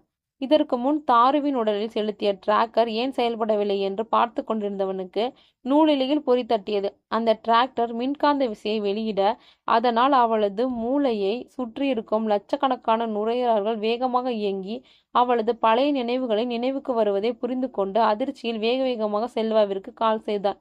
அதை அட்டன் செய்த செல்வாமிடம், நரசிம்மன் ஜப்ஜெட்டுக்கு நினைவு வர வாய்ப்புள்ளதாக அப்படியே வந்தால் நீ உனது டீமை மட்டும் அவளை தாக்கிட அனுப்பு. நீ ஊருக்கு வெளியே காத்திருக்கும் நமது எமர்ஜென்சி டீமுக்காக காத்திரு என்றான். ஓகே சார், அவசரப்பட்டு எதையும் செய்திடாதே. அவளை தாக்கிடும் சூழல் வரும் என்றால் அவளது எலும்பு இணைவுகளை தாக்கு என்று விட்டு கவனம், இது என் வாழ்நாள் கனவு என்றான். இதுவரை மயங்கியபடி நடந்து சென்ற தாரணிகாவின் உடல் மின்னல் வெட்டுவதை போல் வெட்டியது. விஜய் இதை ஏற்கனவே பார்த்திருக்கிறான். ஆனால் விஜய்க்கும் ரமேஷிற்கும் புதியது. பயத்தில் இருவரும் கையை விட்டுவிட்டனர். ஆனால் என்ன என்ன பண்றடி விஜி, பார்த்திருக்க? அவளின் கையை பிடித்து சற்று பின்னால் அழைத்துச் சென்றான் விஜய். ஒரு அசுரத்தனமான சிரிப்பு தாருவின் உதட்டில் இருந்து. என்ன புத்த பிச்சு, முன்பு பார்த்தது போல் நீர் இல்லையே. தோல் தொங்கி, சதைகள் சுருங்கி, தலைகள் பழுத்து, வயதாயினர் போன்று இருக்கிற. ஏன் உம் கடவுள் அதே அசுரத்தனமான சிரிப்புடன் நிப்பாட்டியவர், உம் புத்தர் உனக்கு இளமையை அருளவில்லையா என்றாள். அந்த முதியவர் வேகமாக ஓடிட, ஒரே பாய்ச்சல் அவர் அருகில் நின்று, என்ன உயிர் பயமா சித்தரே என்று அவர் தலையை கையாளி நசுக்கி கொண்டாள். அதற்குள் அந்த மலையில் இருந்த சித்தர்களெல்லாம் அவளை சூழ்ந்து கொண்டனர். எப்படியும் 25 பேர் இருப்பர். விஜயும் ரமேஷும் என்ன நடக்கிறது என்று கண்கொட்டாமல் பார்த்து கொண்டிருந்தனர். தாருணிகாம், 1000 வருட பழி இது. உங்கள் அனைவரையும் ரசித்து ரசித்து கொள்வேன் என்றாள். அதற்குள் சித்தர்கள் ஏதோ மந்திரங்களை ஓதினர். தாருவை சுற்றி எண் சக்கரம் நெருப்பில் அதுவாகவே உருவானது. அவள் அசைய முடியாதது போல் நின்று பயத்தை முகப்பானவேலி காண்பித்தாள். சற்று சிரிப்பை அந்த சித்தர்கள் உதிர்த்த மறுகணம் சிரிக்கிறார்களோ? ஓ, வானில் வெண்கோள் அல்லவா, இவளை எளிமையாக வேண்டலாம் என்று எண்ணுகிறீர்கள். நீர்நிலைகளில் வைத்து கொள்ள வேண்டியது. எளிமையாக பிடிக்க நான் தீய சக்தி அல்ல. உம் பிடியில் சிக்க நான் துருவ வம்சத்தினரும் அல்ல. நீ இன்றளவும் கண்டிராத கோடான கோடி எதிர்முனை வினைவுகளின் அரசி நான் என்று கர்ஜித்தாள். அதற்குள் சித்தர்கள் அடுத்த மந்திரத்தை ஓதி அருகில் இருந்த ஆலமரத்தின் வேர்களில் அவளை கட்டி கொள்ளும்படி செய்தனர். இதற்கு மேல் இறப்பது உங்கள் தேர்வு என்றாள். ஒரே கையசைவில் அவளை கட்டிக்கொண்ட மரங்கள் அக்னியில் எரிந்தது. அதிர்ச்சியில் சித்தர்கள் அவளை நோக்கி அடுத்த மந்திரத்தை ஏவ, அவளின் வலதுபுறத்தில் செல்வாவின் டீமிலிருந்து 3 தாக்கினர். செல்வாவை தவிர 3 கையிலும் மெர்க்குரி புல்லட் நிரப்பப்பட்ட துப்பாக்கிகள். அவளை அதிவேகமாக ஆனால் கண்மூடித்தனமாக சுட்டனர். வினாடிக்கு 1 புல்லட் என்ற விகிதத்தில் அவள் உடலில் 2 நிமிடம் கண்மூடித்தனமாக சுட்டனர். புல்லட் தீர்ந்த அடுத்த லோடிற்கு லோட் செய்வதற்குள் இது உண்மையில் அவளை பலகீனப்படுத்தியிருக்கும். தரையில் சற்றே கைகளை ஊன்றியவள் முனியவர்களையும் கொடூரமாக முறைத்தபடி வானை நோக்கி ஒரு அலசினால் தனது கையை. அந்த ஒரு அசைவில் அமாவாசையான வானில் மிக அருகில் நிலா தோன்றியது. இது முனிவர்களை அதிசயிக்கவில்லை என்றாலும் செல்வாவுடன் வந்த டீமும் முந்தைய தாருணிகாவின் நண்பர்களும் ஆச்சரியமாக பார்த்தனர். தன் கையை ஒரு சேர சுழற்றியவள். அதனால் அங்கே அவளை சுற்றியிருந்த அத்தனை சித்தர்களும் 3/4 பங்கு மண்ணிற்குள் புதைந்தனர். ஹா என அடிவயிற்றில் இருந்து கத்தியவனை நோக்கி, அங்கே மண்ணில் புதைத்த சித்தர்களின் சதைகள் முதல் இரத்தம் அவர்கள் உயிரும் இவரிடம் அணுவாக அடைந்தது. அந்த சித்தர்கள் வெறும் எலும்புக்கூடாக சரிந்தனர். அதற்குள் இழந்த சக்தியை திரும்ப பெற்றவள் அவளது உடலில் துப்பாக்கி குண்டுகளால் செத்தப்பட்ட பாதரசத்தை தனது வாயின் வழியே வெளியே எடுத்தாள். திரும்பவும் அவளது தனது புல்லட்களால் தாக்கியாக வேண்டும், இல்லையேல் மரணம்தான் என எண்ணியவர்கள் முன்பை விட வேகமாக, ஆனால் ஒவ்வொரு புல்லட்டுக்கும் ஒரு அடி பின்னால் சென்றபடியே அவளை சுட்டனர். அத்தனை புல்லட்டையும் காற்றிலே நிப்பாட்டியவள் 3 உடலையும் ஒன்றோடு ஒன்று மோதும்படி செய்து அவர்களின் உடலை கரையான் அரைப்பது போன்று அரைத்து அவர்களின் ஆண்பா இவளை நோக்கி வருவது சரியாக தெரிந்தது. முடிந்தது என்று சிரித்தவள் ஓடாமல் வேடிக்கை பார்த்த விஜய் ரமேஷின் புறம் பார்வையை திருப்பியவள், நீங்கள் யார் என்றாள் கொடூர சிரிப்பின் மறைவில். ஓடாமல் இருப்பது அவர்களுக்கு உயிர் பயம் இல்லை என்பதல்ல, என்ன நடக்கிறது என அறியாமல் உள்ளிற்குள் ஏற்பட்ட அன்னிச்சை செயலால் புரியாமல் அதீத பயத்தால் அங்கு ஏதோ போல் நின்றிருந்தனர். அடுத்து அவர்களை கொல்ல எத்தனித்தவள் வானத்தில் இருந்து ஒரு நெடு நீண்ட அம்பு வந்து குத்தியது. சரியாக அவளது இதயத்தை குத்தி தரையில் பதித்தது. அந்த அம்பானது ஹெலிகாப்டரிலிருந்து செல்வாவால் செலுத்தப்பட்டது. அம்பானது முதல் அடுக்கு கூரிய முனையாகவும் அடுத்த சுற்றிலும் தற்போதைய குண்டூசி போன்றும் அந்த அம்பின் முடிவின் நுனியிலிருந்து ஒரு மிகச்சிறிய குழாய் அந்த அமைப்பை செலுத்திய துப்பாக்கியுடன் இணைத்திருந்தது. அந்த அம்பானது அவளது இதயத்தை குத்திய மறுகணம் துப்பாக்கியை மீண்டும் அழுத்தி பாதரசத்தை அவளது இதயத்தில் செலுத்தினான். முதலில் சரிந்தவள் மிக கோபமாக எழுந்து அந்த அம்பை உருவ முயற்சிக்க அடுத்தடுத்த 4 ஹெலிகாப்டரில் இருந்து 4 அதே ரகமான அம்பானது கை கால்களில் இணையும் எலும்பு இணைவுகளில் குத்தப்பட்டு பாதரசம் ஏற்றப்பட்டது. அவளின் உடலில் தற்போது இரத்தத்தின் அளவை விட பாதரசத்தின் அளவு அதிகமாக இருந்திருக்கும். இத்தனை நடந்தும் கைகளை அசைத்து கையில் குத்தப்பட்ட ஒரு அம்பை பிடுங்கினாள்.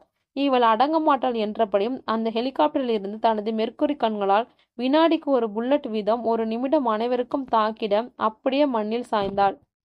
தாருணிகாவை பிடித்து விட்டதை செல்வா நரசிம்மனிடம் கூடவும் அவன் பயங்கர மகிழ்ச்சியில் வெல்டன் செல்வா என்று விட்டு இன்று இரவிற்குள் வந்துவிடுகிறேன் என்றான். தாருணிகாவை நாம் ஏற்கனவே கண்ட மலைக்கு பின்னால் தற்காலிகமாக அமைக்கப்பட்ட கூடாரத்திற்குள் அடைத்து வைத்திருந்தனர். தாருணிகாவின் உடலை ஒரு கண்ணாடி பிளாஸ்டிக் குழாய்க்குள் அடைத்து வைத்து அவளது இடது கையில் நரம்பில் தற்போது மருத்துவமனையில் குளுக்கோஸ் ஏற்றும் ஊசிகளால் பாதரசம் ஏற்றப்பட்டு அந்த பாதரசம் அவளது இரத்தத்துடன் உடலை முழுதும் சுழன்று வந்ததும் அவளது வலது கையின் நரம்புகளுடன் அந்த பாதரசம் வெளியேற்றப்பட்டு மீண்டும் சுத்தகரிக்கப்பட்டு அவளது இடது கையில் மீண்டும் ஏற்றப்பட்டது. அவள் சற்று அதிகமாய் அசைந்தாலும் அவளை அடைத்து வைத்திருந்த அந்த பிளாஸ்டிக் கண்ணாடிக்குள்ளல் அதுவாகவே சுருங்கும். இதற்கு முன் அவள் மேற்கொண்ட அசைவை அவளால் அதற்கு மேல் செய்ய இயலாமல் போகும். அவள் தன்னை விடுவித்துக் கொள்ள முயற்சி செய்து செய்து களைத்து மயங்கியிருந்தாள். நரசிம்மன் அந்த கூடாரத்தை வந்து அடைந்ததும், தானிற்காவை எங்கனம் கட்டுண்டு வைத்திருக்கிறீர்கள் என்று கவனித்துவிட்டு செல்வாவை கண்டு, ஃபென்டாஸ்டிக் செல்வா, நான் கூட அவளை இத்தனை பாதுகாப்பா அடைத்திருக்க மாட்டேன் என்றான். அவர்கள் அங்கனம் பேசிக்கொண்டே இருக்கையில் நரசிம்மனின் பார்வை தாரணிகாவின் நண்பர்களை நோக்கியது. விஜி ரமேஷின் தோளில் தலையை சாய்த்து தூங்கிக் கொண்டிருந்தாள். விஜய் மற்றும் ரமேஷின் கண்கள் கண்டால் அன்றிரவு தூங்காதது நன்றாக தெரிந்தது. செல்வா நரசிம்மனிடம் அவர்களை பற்றி கூறிடம், நரசிம்மன் நம்ம ரிசர்ச்சை நம்ம லேபுக்கு மாற்றும் போது இவர்களை முடித்துவிடு என்று விட்டு தற்போது ஏதாவது அறையில் அடைத்து வைக்கும்படி கூறினான். அவர்கள் பேசிக்கொண்டு இருக்கையிலே விஜய் அங்கே வந்து அவர்களுக்கிடையில் குறுக்கிட்டு, சார், எதுக்கு அந்த பொண்ணை இப்படி பிடித்து வைத்திருக்கீங்க? நானும் தாருவும் பார்த்த டாக்டர் தானே நீங்க, எதற்காக இதெல்லாம் பண்றீங்க என்று அவன் நரசிம்மனின் சட்டையை பிடிப்பதற்குள் நரசிம்மன் அவன் அருகில் நின்று 2 செக்யூரிட்டிகள் அழைத்து கண்ணசைக்க, அந்த செக்யூரிட்டிகள் விஜய் தனது கையில் அவர்கள் வைத்திருந்த கம்பி போன்ற ஒன்றால் அவர்களை முடிந்தவரை அடித்து அவனையும் அவனது நண்பர்களையும் ஓர் அறையில் அடைத்துவிட்டு சென்றனர். தாருணிகாவை அடைத்து வைத்திருந்த கண்ணாடி பேழலையும் சுற்றி சற்று அதிக தடிமமான பிளாஸ்டிக் கண்ணாடி அறையை ஒன்றிருந்தது. அது நரசிம்மனின் வழிகாட்டுதலின் பெயரிலே புதிதாக அமைக்கப்பட்டிருந்தது. இதற்கு முன் அவளால் நடந்த தீ விபத்து இந்த முறை நடந்தாலும் உயிர் சேதம் ஏற்படக்கூடாது என்பதற்காக அந்த அறை இப்போது அமைக்கப்பட்டது. அந்த அறையில் பாதுகாப்பிற்கு 2 இருந்தனர். அங்கே தாருணிகா அவர்களின் ஒருவனை அவள் கண்ணோடு கண்கள் பார்த்து மெதுவாக சிரித்தாள். அவன் அச்சிரிப்பில் இருந்து விடுபட்டு கொள்ள தலையை திருப்ப முயற்சித்தவன் முடியாமல் அவள் வசிய கண்களுக்குள் சிக்குண்டான். தாரணிகா அவனை அசையாது பார்த்து, பாலா, என்னை விடுவித்து விடு ப்ளீஸ்டா, யாரோ என்னை கட்டி போட்டு இருக்காங்க, கட்ட அவிழ்த்து விடு என்றாள். அவனது கண்களுக்கு அவன் தற்போது இருப்பது அந்த ஆய்வுக்கூடம் என்பது மறந்து அவனது வீட்டிற்குள் இருப்பது போன்ற பிரம்ம பித்தம் ஏற்பட்டது. அவனது மனைவியை கட்டி வைப்பது போன்று அவனது நினைவுகளுடன் தாருணிகா விளையாடி கொண்டிருந்தாள். மனைவியின் கட்டுகளை அவன் அவிழ்ப்பதாய் நினைத்து தாருணிகாவை விடுவிக்க அவன் முயற்சித்த அந்த தனம், அந்த செயலை கண்ட மற்றொருவன், டேய் பாலா, என்ன செய்கிறாய் என்று அவனை உலுக்கினான். பாலா சீனியருக்கு வந்ததும் ஏய் என தாரணிகா ஆக்ரோஷமாக கத்தினாள். அந்த சத்தத்தினால் அவளது கண்களை கண்ட இருவருமே சேர்ந்தே இந்த முறை கட்டுப்படுத்த ஆரம்பித்தார்கள். அவர்களை கட்டுப்படுத்த ஆரம்பித்திருந்த அந்த கணத்தில், தாயே, என்னவே பிதற்றினாய், மொத்த எதிர்வினைக்கும் அவளே அரசி என்றாய், எவராலும் அவளை கட்டிட முடியாதென்றாய், எவனோ ஒருவன் அவளை அடைத்து வைத்திருக்கிறான் என்றான் அதிவீரபாண்டியன் அக்குரலிடம். அதிவீரபாண்டியனுக்கு நேற்று இரவு நடந்ததை அவனுக்குள் கட்டுண்டு இருந்த கரிய பூதங்கள் ஒன்று விளக்கியிருந்தது. நான் என்ன கூறினாலும் நம்பிடுவேன் என்று பொய் உரைத்தாயே தாயே என்றான் அக்குரல். அதிவீரபாண்டியா, நான் அறியேன் என்ன நடந்திருக்கும் என்பதை.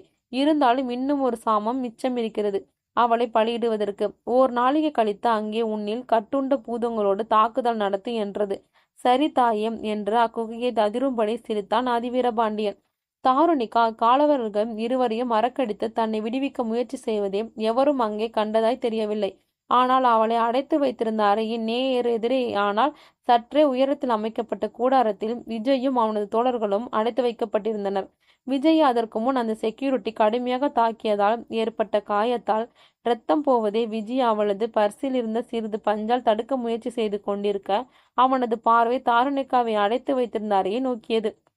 அங்கே பாதுகாப்பிற்காக விடப்பட்டவர்கள் அவளது கையில் பாதரசம் பாய்வதற்காக குத்தப்பட்ட ஊசியை எடுத்துவிட்ட மறுகணம் மரண ஓலத்தை மிஞ்சிடும் அவளின் நக்கலான சிரிப்பு. அந்த சிரிப்பு அவள் அடைக்கப்பட்டிருந்த அறையை சுற்றி அமைக்கப்பட்டிருந்த கூடாரம் முழுவதும் கேட்டிட, செல்வாவும் அரசியம்மனும் சிசிடிவி கேமராவின் மூலம் அவளை கவனிக்க அவள் விடுபட்டிருந்தாள். அருகில் உருவம் எரிந்து விழுந்ததற்கான தடம் இருந்தது. நரசிம்மனும் செல்வாவும் என்ன செய்வதென்று புரியாமல் ஒருவரை ஒருவர் பார்த்தனர். நரசிம்மன் சற்று சுதாரித்து, செக்யூரிட்டியெல்லாம் அலர்ட் பண்ணி அவளை தாக்க சொல்லி என்றான். ஆனால் நரசிம்மன் அந்த அறையில் மறுபக்கம் இருந்த கதவின் வெளியே வெளியில் ஓடினான். செல்வாவிற்கு நரசிம்மன் தப்பித்து செல்ல எத்தனிக்கிறான் என்றே தோன்றியிருந்தது. செல்வா நரசிம்மன் சொன்னபடியே மைக்கேல் சொன்னான். அனைத்து காவலர்களும் கையில் இதற்கு முன் நாம் கண்ட பாதரச துப்பாக்கியோடு அவளை நெருங்கினர். அனைவரும் ஒரே நேரத்தில் அவளின் மேல் தாக்குதல் நடத்தினர். அனைத்து புல்லட்களையும் அவள் காற்றிலே நிப்பாட்டி கையசைத்தாள். அவளை தாக்கியவரிடமே அது திருப்பிச் சென்றது. அனைத்து காவலர்களும் ஒரே நேரத்தில் சரிந்து விழ, பதற்றத்தில் என்ன செய்வதென்று அறியாமல் விழித்த செல்வாவின் பின்னால் இருந்து விஜயும் ரமேஷும் தாக்கினர். அடி அதிகமாய் பட்டதால் நிச்சயம் இறந்திருப்பான். அவர்கள் அடைத்து வைக்கப்பட்டிருந்த அறையில் இருந்து தாரணிகா தப்பித்தையும் அனைத்து காவலர்களையும் அவள் கொன்றதையும் பார்த்த விஜய்க்கும் அவனது நண்பர்களுக்கும் அங்கு இருப்பது உயிருக்கு உத்தரவாதம் இல்லை என்பதை உணர்ந்து அவர்கள் அடைத்து வைக்கப்பட்டிருந்த கதவை உடைத்து வெளியே வந்திருந்தனர். செல்வா இறந்து விழுந்ததும் அங்கிருந்து தப்பிக்க ரமேஷும் விஜயும் முயல விஜய் அந்த அறையை நோட்டமிட்டான். அங்கிருந்த ஒரு பெரிய மானிட்டரில் தாரிணிகாவின் ஸ்கேன் செய்யப்பட்ட உடல் அமைப்பு சுற்றி கொண்டிருந்தது. அதில் அவளது வலது கையிலும் முதுகிலும் சிவப்பா ஏதோ மின்னியது. விஜயும் டே விஜய் வாடா போயிடலாம் என்றவள் விஜய் நோக்கி தாருவை இப்படியே விட்டுட்டு என்னால் வர முடியாது என்றான். அவளை பழைய மாதிரி மாற்ற ஏதாவது இருக்கும், நீங்க போங்க, நான் ட்ரை பாக்குறேன் என்றான். விஜய் சற்று யோசிக்க ரமேஷ் குறுக்கிட்டு சேர்ந்துதான் இந்த ஊருக்கு வந்தோம், சேர்ந்தே போலாம் என்றான். அதுவும் சரியாய்ப்பட அவன் அந்த மானிட்டரில் அவளது ஸ்கேன் செய்யப்பட்ட உடலில் எது மின்னுகிறது என்பதையும் அதில் இருந்து அவர்களது ஆராய்ச்சி தரவுகளையும் படித்து கொண்டிருந்தான். தாரணிகா பிளாஸ்டிக்கால் செய்யப்பட்ட கண்ணாடி கொள்ளியிலிருந்து தப்பியதற்கு முன்பாகவே அவளது உடலில் செலுத்திய அந்த ஸ்டிக்கரை ஆஃப் செய்வதற்கு என்ன செய்ய வேண்டும் என செல்வா முயற்சிக்கிறான் என்பது விஜய்க்கு புரிந்தது. விஜய்க்கு சற்று தெளிவு கிடைத்து அவளது உடலில் இருக்கும் அந்த மின்காந்த அலைகளை தூவும் அந்த டிராக்கர் கருவிகளை செயலிழக்க செய்வதால் போதும் என்பதை அறிந்தான். அங்கிருந்த அனைவரையும் தாரணிகா கொன்றுவிட அவளது நண்பர்கள் கண்ணில் பட்டனர். அவர்களையும் கொல்வதற்கு அந்த அறையை நோக்கி வெறி பிடித்தது போல் பாய்ந்தவளே நரசிம்மன் அவனது ஹெலிகாப்டரிலிருந்து பாதரசம் செலுத்தும் அம்பை அவள் மேல் செலுத்தினான். அவள் ஒரு நொடி தாமதித்திருந்தாலும் குத்திருக்கும். அதற்குள் அவள் சுதாரித்து அந்த அம்மை கையில் பிடித்து ஹெலிகாப்டரை ஒரு சுழற்றி சுழற்றி இழுத்தவளை ஒரு முழு நீண்ட ஓனாய் மோதியது. இது அதிகமாக அவளை காயப்படுத்தியிருக்க வேண்டும். அவள் தெரிந்து விழுந்தால் அவள் கையில் சிக்கியிருந்த அந்த ஹெலிகாப்டர் அருகில் இருந்த மலையில் விழுந்து இக்கதையின் முக்கியங்கள் ஒருவன் இறந்தான். சுதாரித்து எழுந்தவளின் குறுக்கே அதிவீரபாண்டியன், உன் கதை முடிந்தது, இவ்வுலகின் அதிசக்திசாலி ஆகப் போகிறேன் என்று அவளை மோதிய ஓநாயோடு இன்னும் சில ஓநாய்களை அவளை கொல்ல ஏவி விட்டான். சற்று அசையாமல் அதிவீரபாண்டியன் கண்டவள், இதற்கு முன் உன்னை கண்டிருக்கிறேனா? நீந்திய காதியின் மகனல்லவா நீ? என்ன நடக்கிறது இங்கே? அவள் என் தோழி என்றே. சிறுவனாய் இருந்தவன் இத்தனை பெரியவனாய் சிறிது நாட்களில் ஆகியது எங்கனம்?